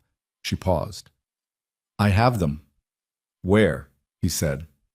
The mildness was gone now, entirely and suddenly the way weather changes. In the transmission your people just completed, she said. The silence lasted exactly 2 seconds. Then Rice's phone buzzed. He looked at it. His face did something. Sir, Rice said. Victor didn't look away from Elena. What? The document package has a... Rice stopped. Started again. There's a data transmission embedded in the files. It's been sending to an external server. It's complete. The room changed, not loudly, not immediately. But Elena felt it, the specific shift of a situation moving from one thing to another, the moment when a plan that someone thought they controlled reveals itself as something else. What was in the transmission? Victor said, still looking at Elena. His voice had not raised. If anything, it was quieter. The real Valverde financial records from 11 years ago, Elena said, including the documentation of where the diverted funds actually went, who authorized each transaction, and the metadata that proves your fabricated document was created 14 months ago, not 11 years ago. She paused. It's been sent to 3 recipients: Felix Ruiz, who you probably know, a financial forensics attorney whose name I'll decline to mention, and a journalist at the Miami Herald who has been looking for a reason to write about the history of criminal enterprise in this city for approximately 4 years. Victor Hales stood up. Not fast, not dramatically, deliberately, like a man who was making a decision with his body while his mind was still calculating. You walked into this building knowing, he said. I walked into this building because you have my friend, Elena said. She stood as well because she was not going to have this conversation from a seated position. And because you have spent 6 months treating me like the least important piece on the board, and I needed you to keep thinking that long enough to let your people run the files through a networked system. For a moment, one long suspended moment, nothing happened. Then Victor Hales said quietly and with absolute clarity, Rice. And Rice moved. He moved toward Rosa. Elena moved faster than she would have predicted she was capable of moving, pushing off from the chair and crossing the 8 feet between her and Rosa with a momentum that was not skill, but was something rawer than skill, the specific speed of someone with no acceptable alternative. She put herself between Rice and Rosa, and she had nothing in her hands, and she knew it, and she did it anyway. Rice stopped. He looked at her. She looked back at him, and her heart was hammering so loud she could hear it, and her hands were shaking, and she held his gaze, and she did not step back. Think about what you're doing, she said. Her voice came out steadier than she had any right to expect. The transmission is done. Whatever you do in this building in the next 10 minutes is on record. Whatever you do to us ends up in a courtroom. She breathed. You can walk out of here, both of you. You can be out of Miami before morning. Or, Victor said from behind her. His voice had gone somewhere cold and specific. She turned to face him. Behind him, she could see 2 of his other men moving in from the edges of the room. The room was getting smaller. Or, Victor said, I take what's in front of me, which is the woman who just made a significant miscalculation, and I use it to negotiate a very different kind of outcome with Damien Valverde. He won't negotiate, Elena said. Every man negotiates for the right price, Victor said. Not this one, Elena said. Not for this. Victor studied her face. She watched him do it, watched him read something in it that he wasn't prepared for. Not defiance. Certainty. The specific certainty of someone who knows the person they're talking about better than the person speaking does. You really believe that, Victor said. I know it, Elena said. Something shifted in Victor's face. The assessment recalculated. And then the East Side loading dock door came in. Not quietly, not surgically. It came in the way things come in when someone has decided that precision is a secondary concern and speed is the only thing that matters. A concussive impact that shook the floor and sent dust from the overhead beams and was followed immediately by shouting and movement and the specific organized chaos of people who had been waiting a very long time to move. Marco came through first, then 3 others Elena didn't know by name, but recognized from the Valverde security rotation. Behind them, moving fast and without his jacket, and with an expression on his face that she had never seen in 3 years but recognized immediately. Damien. He had not waited 90 minutes. He had lasted 43. Victor Hale's men reacted. Some of them. The ones closer to the exits made calculations and moved. 2 near the center of the room made different calculations and reached for different things. Elena grabbed Rosa's zip-tied wrists, pulled her out of the chair, and put the chair between them and the nearest threat, with the specific practical instinct of someone who had spent 3 years anticipating problems before they fully arrived. Can you run? Elena said. I can absolutely run, Rosa said. Her voice was shaking, but her legs were already moving. They moved. The mezzanine had a back stairway. She'd clocked it when she came in, filed it the same way she filed everything, quietly and without announcing it. She found it in the dark and the chaos, and Rosa stayed close behind her, their feet loud on the metal steps, the sounds of the floor above them loud and complicated in ways she was not allowing herself to fully process. They hit the ground floor, and there was a man in the doorway at the bottom of the stairs. Elena stopped so fast Rosa ran into her from behind. The man in the doorway looked at them. It was Felix. "Car's outside," he said. "East side, go." She went. The night air hit her like something physical, warm and salt-heavy, and real in a way the inside of that building hadn't been. Rosa was beside her, breathing hard, wrists still zip-tied, and Elena grabbed her arm and they ran for the car, and Elena did not look back. She would not find out until later. Until after the car had reached the street and Felix had caught up, and the sounds from inside the building had changed and then stopped. What had happened on the mezzanine between Damien Valverde and Victor Hale? But she would find out. And what happened in those minutes in the dark of a Wynwood warehouse while Elena and Rosa ran for the East Side exit was the thing that ended a 12-year war and changed the shape of everything that came after. She sat in the back of the car with Rosa pressed against her side and Rosa's head on her shoulder and Miami streaming past the windows, and she breathed. In and out, in and out. She was still holding the breathing when the back door opened and Damien got in. He was not uninjured. She saw that immediately. A cut above his left eyebrow, not serious but bleeding in the theatrical way head cuts do, and he was holding his right side in a way that suggested something had happened to his ribs. He sat down heavily, closed the door. Marco was already driving. Damien looked at Elena. She looked back at him. "Victor?" she said. "Marco's people have him," Damien said. "Rice ran. Felix is handling it. Sandra." "We'll deal with Sandra in the morning," he said. "She's not going anywhere." Rosa lifted her head from Elena's shoulder and looked at Damien with the direct assessment of a woman who had been zip-tied in a warehouse for the better part of an evening and had therefore earned the right to say whatever she wanted. "You're bleeding on your shirt," Rosa said. "I'm aware," Damien said. "Is it bad?" "No." "Are you going to pass out?" "No." "Okay," Rosa said, and put her head back on Elena's shoulder. Damien looked at Elena again. She looked at the cut on his forehead, the way he was holding his ribs, the specific exhausted focus of a man who had moved very fast tonight for reasons he was not going to say out loud in a car with other people.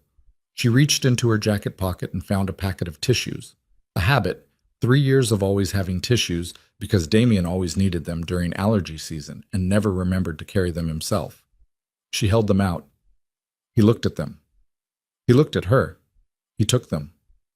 "The transmission completed," she said. "All 3 recipients." "I know," he said. Felix confirmed it. "It's enough," she said, "for the attorney, for the fraud case, for the fabricated document." She paused. "Your father's name is clean."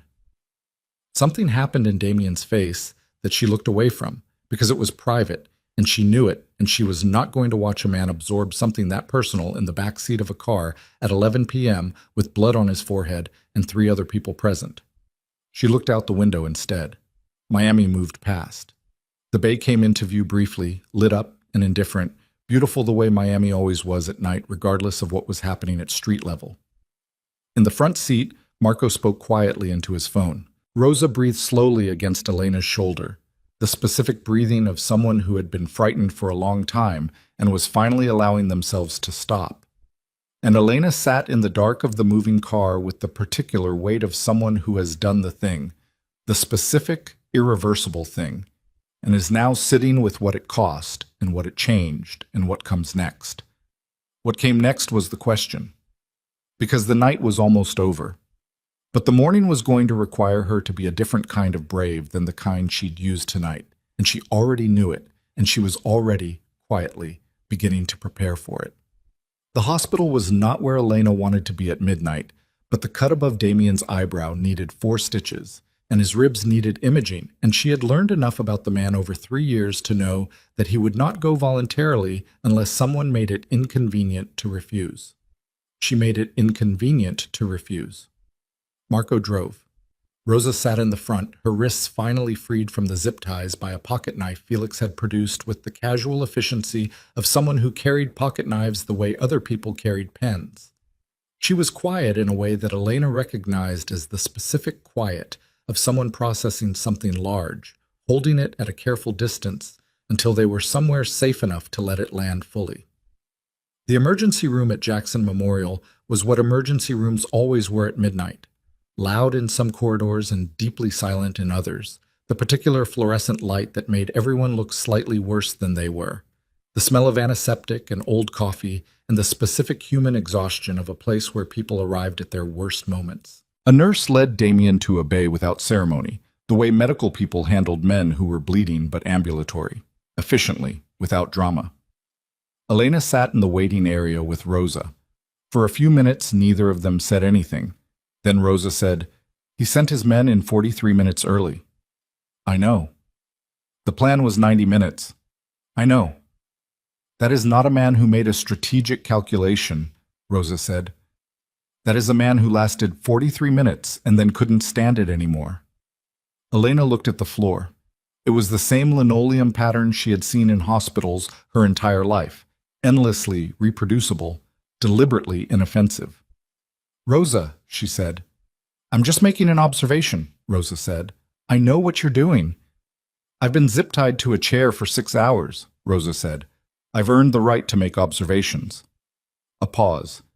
"He was already moving when the transmission confirmed. Felix told me. He was already telling Marco to go before he knew for certain the plan had worked." Elena said nothing. "I'm not saying it's simple," Rosa said. "I'm saying it's true." She shifted in her plastic chair and winced. Her wrists were raw where the ties had been. "None of this is simple.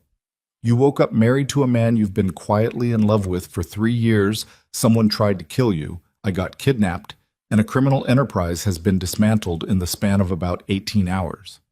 She paused. "That's not simple. But the part where he came in early is simple. That part is just true." Elena looked at her best friend. Rosa looked back. Her face was tired and her hair was a disaster, and there was a red mark across both her wrists, and she was still, despite everything, the most grounded person Elena had ever known.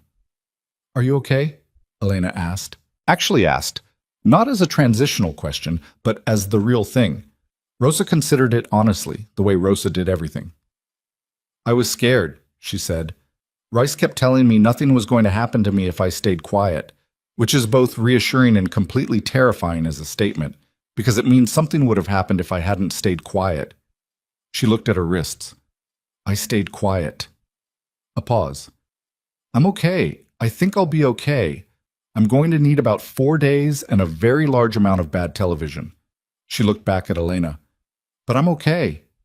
Elena reached over and took Rosa's hand, the careful way, avoiding the raw skin.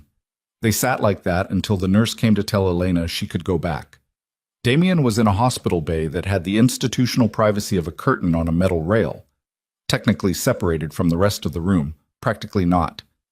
He was sitting on the edge of the bed with 4 stitches above his left eyebrow, and the particular controlled stillness of a man who had been told by medical staff to stop moving and was accepting this instruction with limited patience.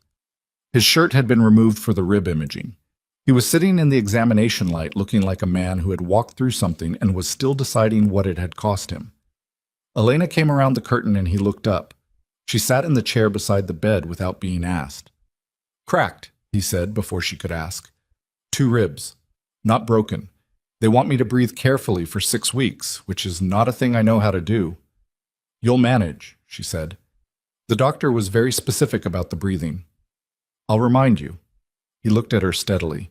Something in his expression was different from every other version of it she'd catalogued over 3 years. Stripped of the professional layer, of the managerial control, of the reputation that had always occupied the air around him before the man himself did. He was just a person in a hospital bay at midnight with stitches on his face and broken ribs and blood he hadn't fully cleaned off his hands yet. "Victor Hale is in custody," he said. "Marco's people handed him to the FBI field office at 11:40. The transmission data from tonight was received by the forensic attorney, and she has already filed a preliminary motion to reopen the investigation into the fund diversion from 12 years ago." "And the Miami Herald journalist?" "He called Felix at 11:15. He wants a conversation." Damien paused. "We will have that conversation very carefully and with legal counsel present." "Obviously," she said. A brief silence. The sounds of the hospital moved around them, distant, functional. "Sandra," Elena said. Damien's jaw tightened. The same tension she'd cataloged this morning in the Coral Gables kitchen. It had a different quality now, less controlled, more exposed. The tension of someone who has had hours to sit with a betrayal and still hasn't found a place to put it. She called Felix at 10:30, he said, while everything was still happening. She told him she wanted to cooperate, that she had documentation of all the information she had passed to Hale, dates, contents, recipients. He stopped. She said she was sorry. She said she had been told things about my father that she believed, and that she had spent 2 years trying to figure out if she'd been wrong, and that she was now certain she had been wrong, and she didn't know how to undo it. Elena thought about Sandra Voss. 8 years of loyalty to a family, collapsed by a document that was convincing enough to shake something fundamental. The grief of discovering that the man she'd trusted could be cast in a different light. The specific vulnerability of people who love something and then receive evidence that what they loved was not what they thought. "What are you going to do?" Elena asked. "Cooperate with her cooperation," Damien said. "Her testimony strengthens the case against Hale significantly. After that," he stopped. "After that, I don't know. I don't have an answer for that yet." "That's an honest answer," she said. "I'm trying to give those more often," he said. She looked at him. He looked back. The fluorescent light above them was doing nobody any favors, and the curtain rail was slightly crooked, and the chair she was sitting in had a wobble in the left front leg that she had already compensated for twice, and none of it was cinematic or arranged, and somehow that was the most honest version of this moment she could have asked for. "Your mother," Elena said. "She needs to know about the document, the fabricated transaction record, the proof that your father didn't authorize what Victor claimed he did." "I know. That's not a conversation that should wait." "I know," he said again, quieter. "She's been carrying that, the possibility of it, for 12 years. She never said it to me directly, but I know she found the document somehow. I think Sandra showed it to her as well, at some point. I think my mother spent 12 years not knowing if her husband was who she believed him to be." His voice was very controlled, too controlled, in the way that meant the control was doing significant work. "I think that's what Victor wanted, not just to destroy the organization, to make her uncertain, to make everything she'd built feel like it was on a foundation that might not hold." Elena was quiet for a moment. "It holds," she said. "The foundation holds. The records are clear. I've read every page of those files 3 times, and your father's hands are clean." She paused. "Victor built his lie very well, but he built it on the wrong architecture, and I found the gap." Damien looked at her for a long time. "You did," he said, simply, not with the particular tone of someone acknowledging an employee's good work, with the tone of someone acknowledging a person. They left the hospital at 2 in the morning. Rosa went with Felix, who was taking her to a hotel. A clean, safe, entirely boring hotel with room service and a door that locked from the inside, which was exactly what Rosa had requested, and which Felix had arranged without comment. Elena hugged her for a long time at the hospital entrance, and Rosa hugged back and said, "Call me in the morning," and then looked at Elena and said, "Or afternoon, if morning is complicated." And Elena made the sound that was not quite a laugh again. The drive back to Damien's penthouse was quiet. Marco drove. Elena sat in the back with Damien beside her and the city outside the windows doing what the city always did, moving, lit up, indifferent to the scale of what had happened inside it tonight. At some point between the hospital and the bay, Damien's hand found hers in the dark of the back seat. Not dramatically, not with announcement, just found it. The way something gravitates towards something else when the distance between them has finally gotten too small to maintain. She did not move her hand away. Marco, in the front seat, found something extremely interesting to look at on the road ahead, and kept his eyes there for the remainder of the drive. They reached the penthouse at 2:40. Isabella Valverde was there. Elena had not expected that, and she stopped in the doorway of the living room for a moment when she saw her. The older woman sitting in a chair near the window, fully dressed, not asleep, in the manner of someone who had been waiting and had decided to wait with dignity rather than anxiety. Carmen Marquez was asleep on the couch across from her, covered with a blanket that someone had placed over her with care, her breathing slow and even. Isabella looked at Elena when she entered. Then she looked at Damien behind her, at the stitches, at the way he was holding his side. She stood up. She crossed the room to her son, and she put one hand against the side of his face, the uninjured side, the careful placement of a woman who understood exactly where the damage was. And she looked at him for a moment without speaking. Something passed between them that had no language. The specific communication of people who have shared a long history and a long grief and are standing together on the other side of something that both of them are still absorbing. Then Isabella stepped back. She looked at Elena. "Sit down," she said. Not a command, an offering. They sat. Damien lowered himself onto the couch with the careful economy of a man with cracked ribs, and Elena sat beside him, and Isabella took her chair again, and for a moment the only sound was Carmen's slow breathing from across the room. "The document," Isabella said, looking at Elena. "Felix told me." "The original transaction records are clear," Elena said. "Your husband didn't authorize the diversion. Victor constructed the fabrication using system architecture that didn't exist at the time of the dated transaction. The metadata makes the forgery provable." Isabella was very still. "Emilio's name is clean," Elena said. She said it directly, without softening, because she understood that Isabella Valverde did not want this information softened. She wanted it delivered the way she had lived her life, clearly and without decoration. Whatever Victor told Sandra, whatever document he showed her, or showed anyone else, it doesn't hold up. Your husband was the one who was stolen from. He was the one who confronted that theft, and the records show it. Isabella Valverde had been composed for the entirety of the time Elena had known her, which was now approximately 12 hours. She had been composed in the sitting room in Coral Gables when she delivered annulment papers and legal counsel. She had been composed when her son walked into a hospital at midnight with a cut on his face.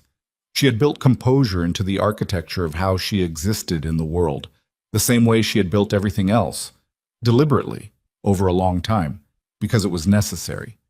She was not composed now. It was not dramatic. She did not cry loudly or collapse or make the kind of grief that announces itself. It was smaller than that and larger at the same time, a held breath released after 12 years, the particular sound of someone who has been braced against something for so long that the absence of it is its own kind of impact. She pressed 2 fingers to her mouth and looked at the window and breathed. Damien reached across and put his hand over hers on the armrest of her chair. She turned her hand over and held it. Elena looked at the bay through the window. The water was dark and lit in pieces by the city's reflection, moving the way it always moved, the same as it had been moving before any of this began. Her mother slept on the couch across the room. After a while, Isabella composed herself in the specific way she did everything, from the inside out, quietly, without requiring anyone to acknowledge the process. She straightened. She looked at Elena. "I owe you an apology," she said. "You don't," Elena said. "I came to that house today with a lawyer and annulment papers," Isabella said. "I had not spoken to you for more than 5 minutes. I had decided what you were before I knew who you were." She paused. "That was wrong." Elena looked at this woman who had built an empire from grief and necessity, and had done it without ever letting the weight of it show until now, in this room, at 3 a.m. "You were protecting your family," Elena said. "I understand that." "I was protecting my idea of my family," Isabella said. "Which is different, and not always useful." She looked at Damien, then back at Elena. "You went into that building tonight with a plan you built in 45 minutes, and a folder and nothing else, to get your friend back, and to close a 12-year wound in this family." A pause. "I did not expect that from you." "Nobody did," Elena said. "That was the point." Something moved in Isabella's expression. Recognition, deeper than what had been there in the Coral Gables sitting room. The recognition of a woman seeing another woman who had made herself underestimated and then used it, and understanding exactly what that cost. "The emerald necklace," Isabella said. "The one that belongs to the women of this family." She reached into the pocket of her jacket and set it on the table between them. The same necklace Elena had read about in the Valverde family history that she'd processed in various documents. A piece that had belonged to Damien's grandmother, passed down through women who had stood beside the men of this family at significant moments. I brought it to the Coral Gables house this morning with the intention of keeping it in my possession until I decided what the situation warranted. She looked at Elena directly. I've decided. Elena looked at the necklace on the table. It was not a large piece, not ostentatious, a deep green stone in a simple setting, worn with the particular patina of something that had been handled by careful hands over a long time. It looked like something that meant things. Mrs. Valverde, Elena said carefully. Isabella, the older woman said. I think we're past Mrs. Valverde. Elena was quiet for a moment. I haven't decided anything yet, Elena said. About the marriage? About any of it. Last night was... She stopped. Tried again.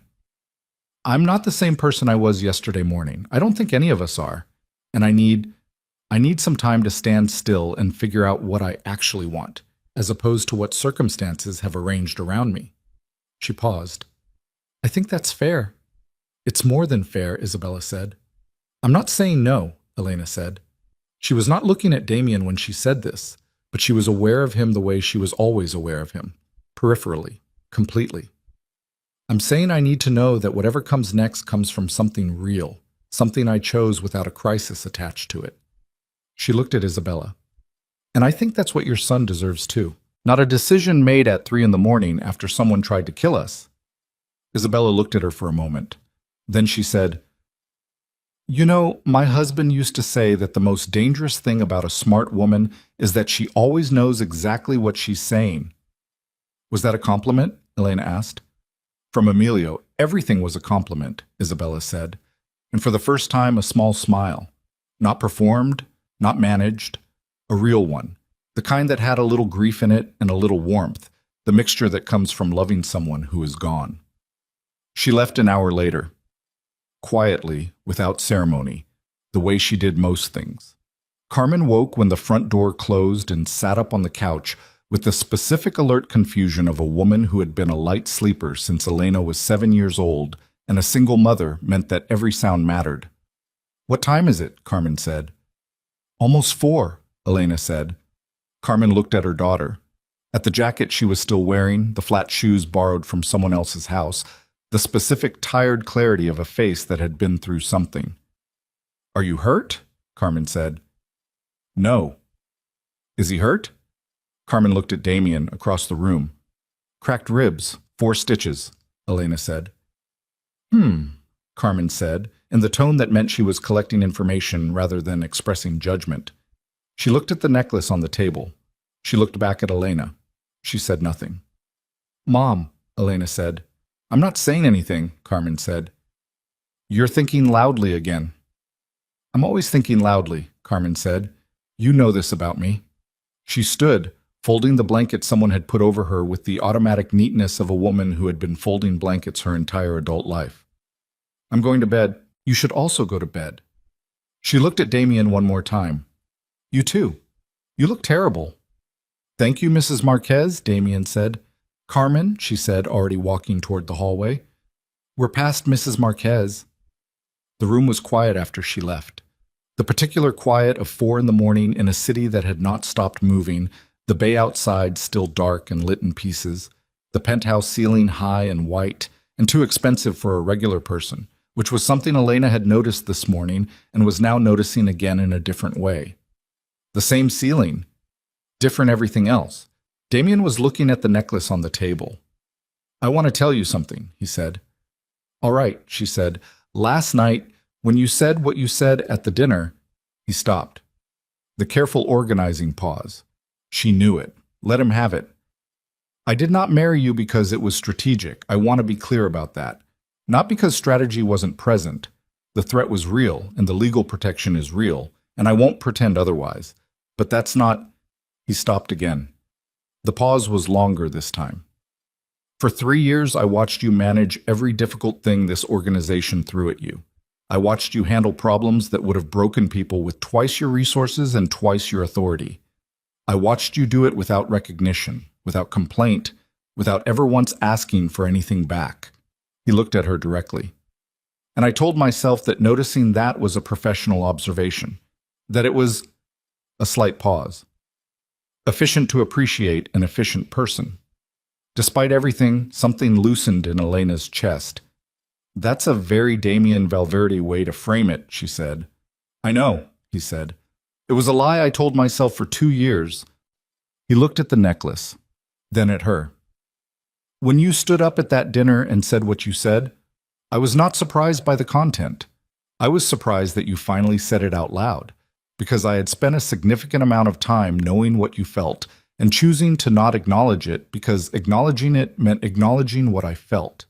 And I had spent a significant amount of time deciding that what I felt was not something I was allowed to act on. Why? She said. Because you worked for me, he said. Because the power difference was real, and I was not willing to be the kind of man who... He stopped. I was not willing to be a man who uses his position to get something he wants from someone who might feel unable to refuse. Elena looked at him. So I waited, he said. For 3 years, I managed it. I told myself it was professional courtesy. I told myself it was discipline. A pause. And then you stood up in a room full of people and refused to be managed anymore. And I stopped being disciplined. The city moved outside the windows. A boat crossed the bay. Small, lit, unhurried. The annulment, Elena said. He was very still. I'm not signing it, she said. I want to be clear about that. I'm not signing it because I've decided not to. She looked at him directly. I'm also not... I need us to be honest about what this is and what it isn't yet. We didn't choose this the right way. We didn't get the conversation first and the marriage second. We did it backward and in a crisis, and neither of us was... She stopped.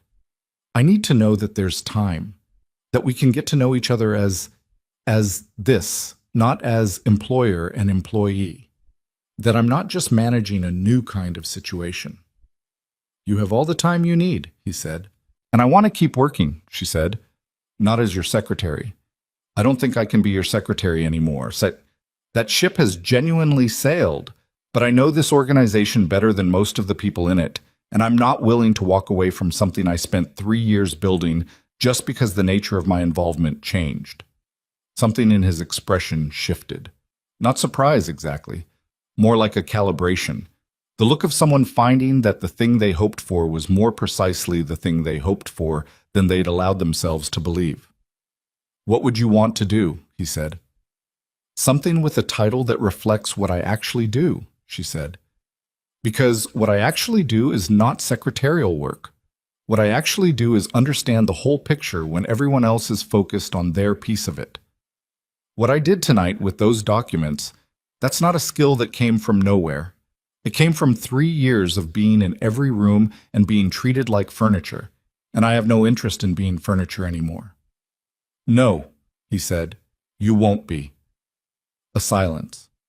A real one. Not the kind with weight, but the kind that comes after weight has been set down.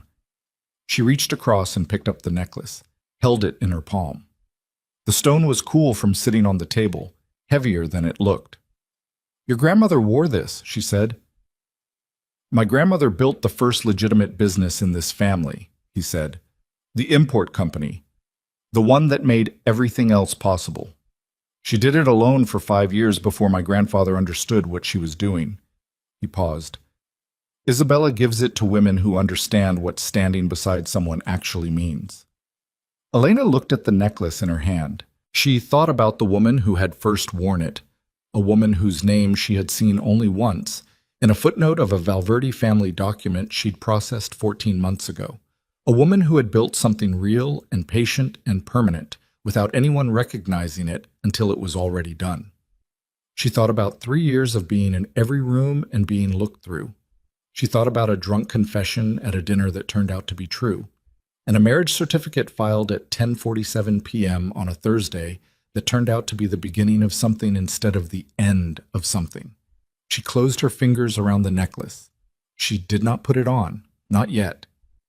That was a different moment, a right moment, a moment she was going to choose deliberately and in full possession of herself, the way she should have chosen from the beginning. But she kept it. She held it. Damien watched her do it and said nothing, and his saying nothing was the right response, and she noted that about him the same way she had been noting things about him for 3 years, quietly, without announcement, filing it in the place where the true things lived. They sat in the living room as the city moved through the last of the night toward something that looked like morning, not talking constantly, not performing the comfort of being together, just present in the same space, both of them tired in the cellular way that comes from a day that has asked everything, both of them still in the specific way that comes after everything has been asked and given and spent. At some point, without quite knowing when she'd decided to, Elena leaned back against the arm of the couch, and she slept. She did not dream about anything dangerous. She did not dream about warehouses or running or zip ties or the sound of a loading dock door coming in. She dreamed about ordinary things, a window with light coming through it, the smell of coffee, the sound of Miami in the morning when the bay is calm, the simple inventory of a life that is continuing. When she woke, the light through the penthouse windows was the particular gold of early morning, 7 o'clock maybe, 7:30. Her back had the complaint of someone who had slept on a couch that was expensive but not designed for sleeping, and her feet were still in borrowed shoes, and the necklace was still in her hand, closed in her fingers where she'd kept it through the night. Damien was not on the couch. She heard movement in the kitchen, the particular sounds of someone who knew where things were, not searching, just moving, the sound of water, and then the specific sound of a coffee maker that she had not heard before but recognized by function. She sat up, ran one hand through her hair with the resigned pragmatism of someone who understood that this morning was not going to be the morning she looked pulled together, and that this was fine, and that pulled together had never been the thing that actually mattered. She stood. She walked to the kitchen doorway. Damien was at the counter with his back to her, moving carefully because of the ribs, making coffee with the focused imprecision of a man who was used to having coffee made for him and was doing it himself anyway. He had found a clean shirt. The stitches above his eye were visible from across the room, dark against his skin, the precise evidence of last night in the particular language of the body. He had not heard her in the doorway. Or if he hadn't turned. She watched him for a moment. This man who ran an empire and cracked his ribs on a Wednesday and made coffee badly on a Thursday morning, and had spent 3 years deciding that what he felt was not something he was allowed to say out loud. This man who was going to have a conversation with his mother today that would close a 12-year wound and open a 12-year grief properly for the first time. This man who had asked her to trust him for 60 seconds last night and had then failed to last 43 minutes. She walked into the kitchen. She reached past him and adjusted the coffee maker setting that he had on wrong, and the machine made a corrective sound and began doing what it was supposed to do. He turned and looked at her. She was very close. The kitchen was not large, and she had not moved back after fixing the coffee maker, and they were standing in the particular proximity of people who had stopped pretending that distance was the appropriate response. "You had it on the wrong setting," she said. "I know," he said. "I was going to figure it out. You were going to make terrible coffee and drink it anyway because asking for help with a coffee maker felt like a loss. That's an extremely specific reading of my psychology." "I've had 3 years of data," she said.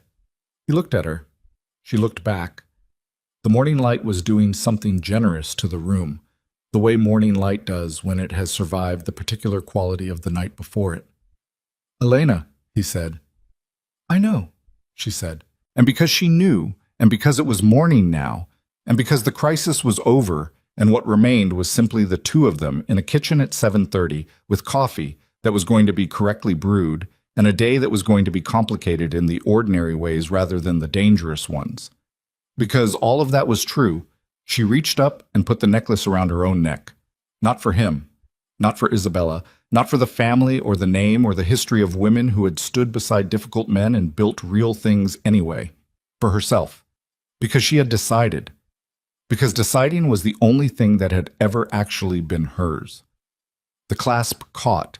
The stone settled against her collarbone, cool and solid and real. Damien watched her do it.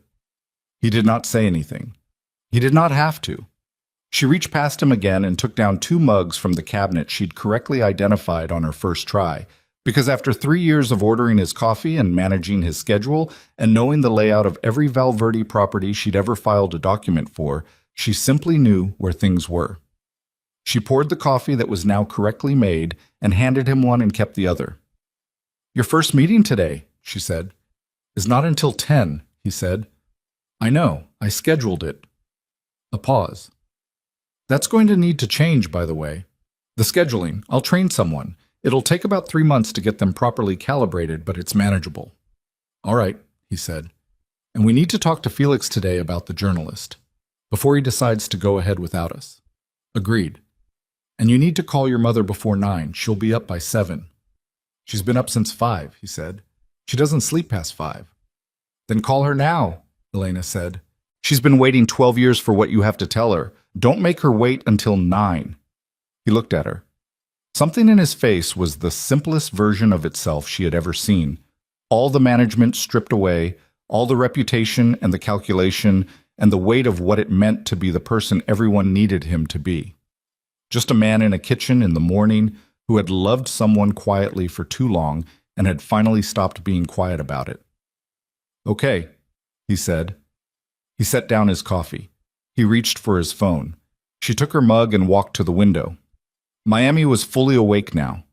The bay was lit with early light, the water moving the way it always moved, constant and indifferent and entirely itself.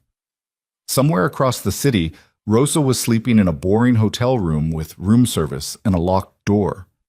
Somewhere in a federal holding facility, Victor Hale was having a considerably worse morning. In Coral Gables, her mother would be up soon, moving through an unfamiliar house with the adaptable pragmatism that had gotten her through everything life had put in front of her. Behind her, she heard Damien's voice, quiet and changed, saying, "Mother, I know. Yes, I know what time it is." A pause. "I need to tell you something about Dad." Elena stood at the window with her coffee and the morning light and the weight of a stone against her collarbone that she had put there herself, and she let the city be exactly what it was, loud and alive and continuing, as it always had, as it always would. The secretary who had spent 3 years making herself invisible stood in the full light of a Miami morning, and she did not disappear. She stayed. She had chosen to stay. And that, finally, completely, without confusion or crisis or the pressure of someone else's plan, was entirely her own.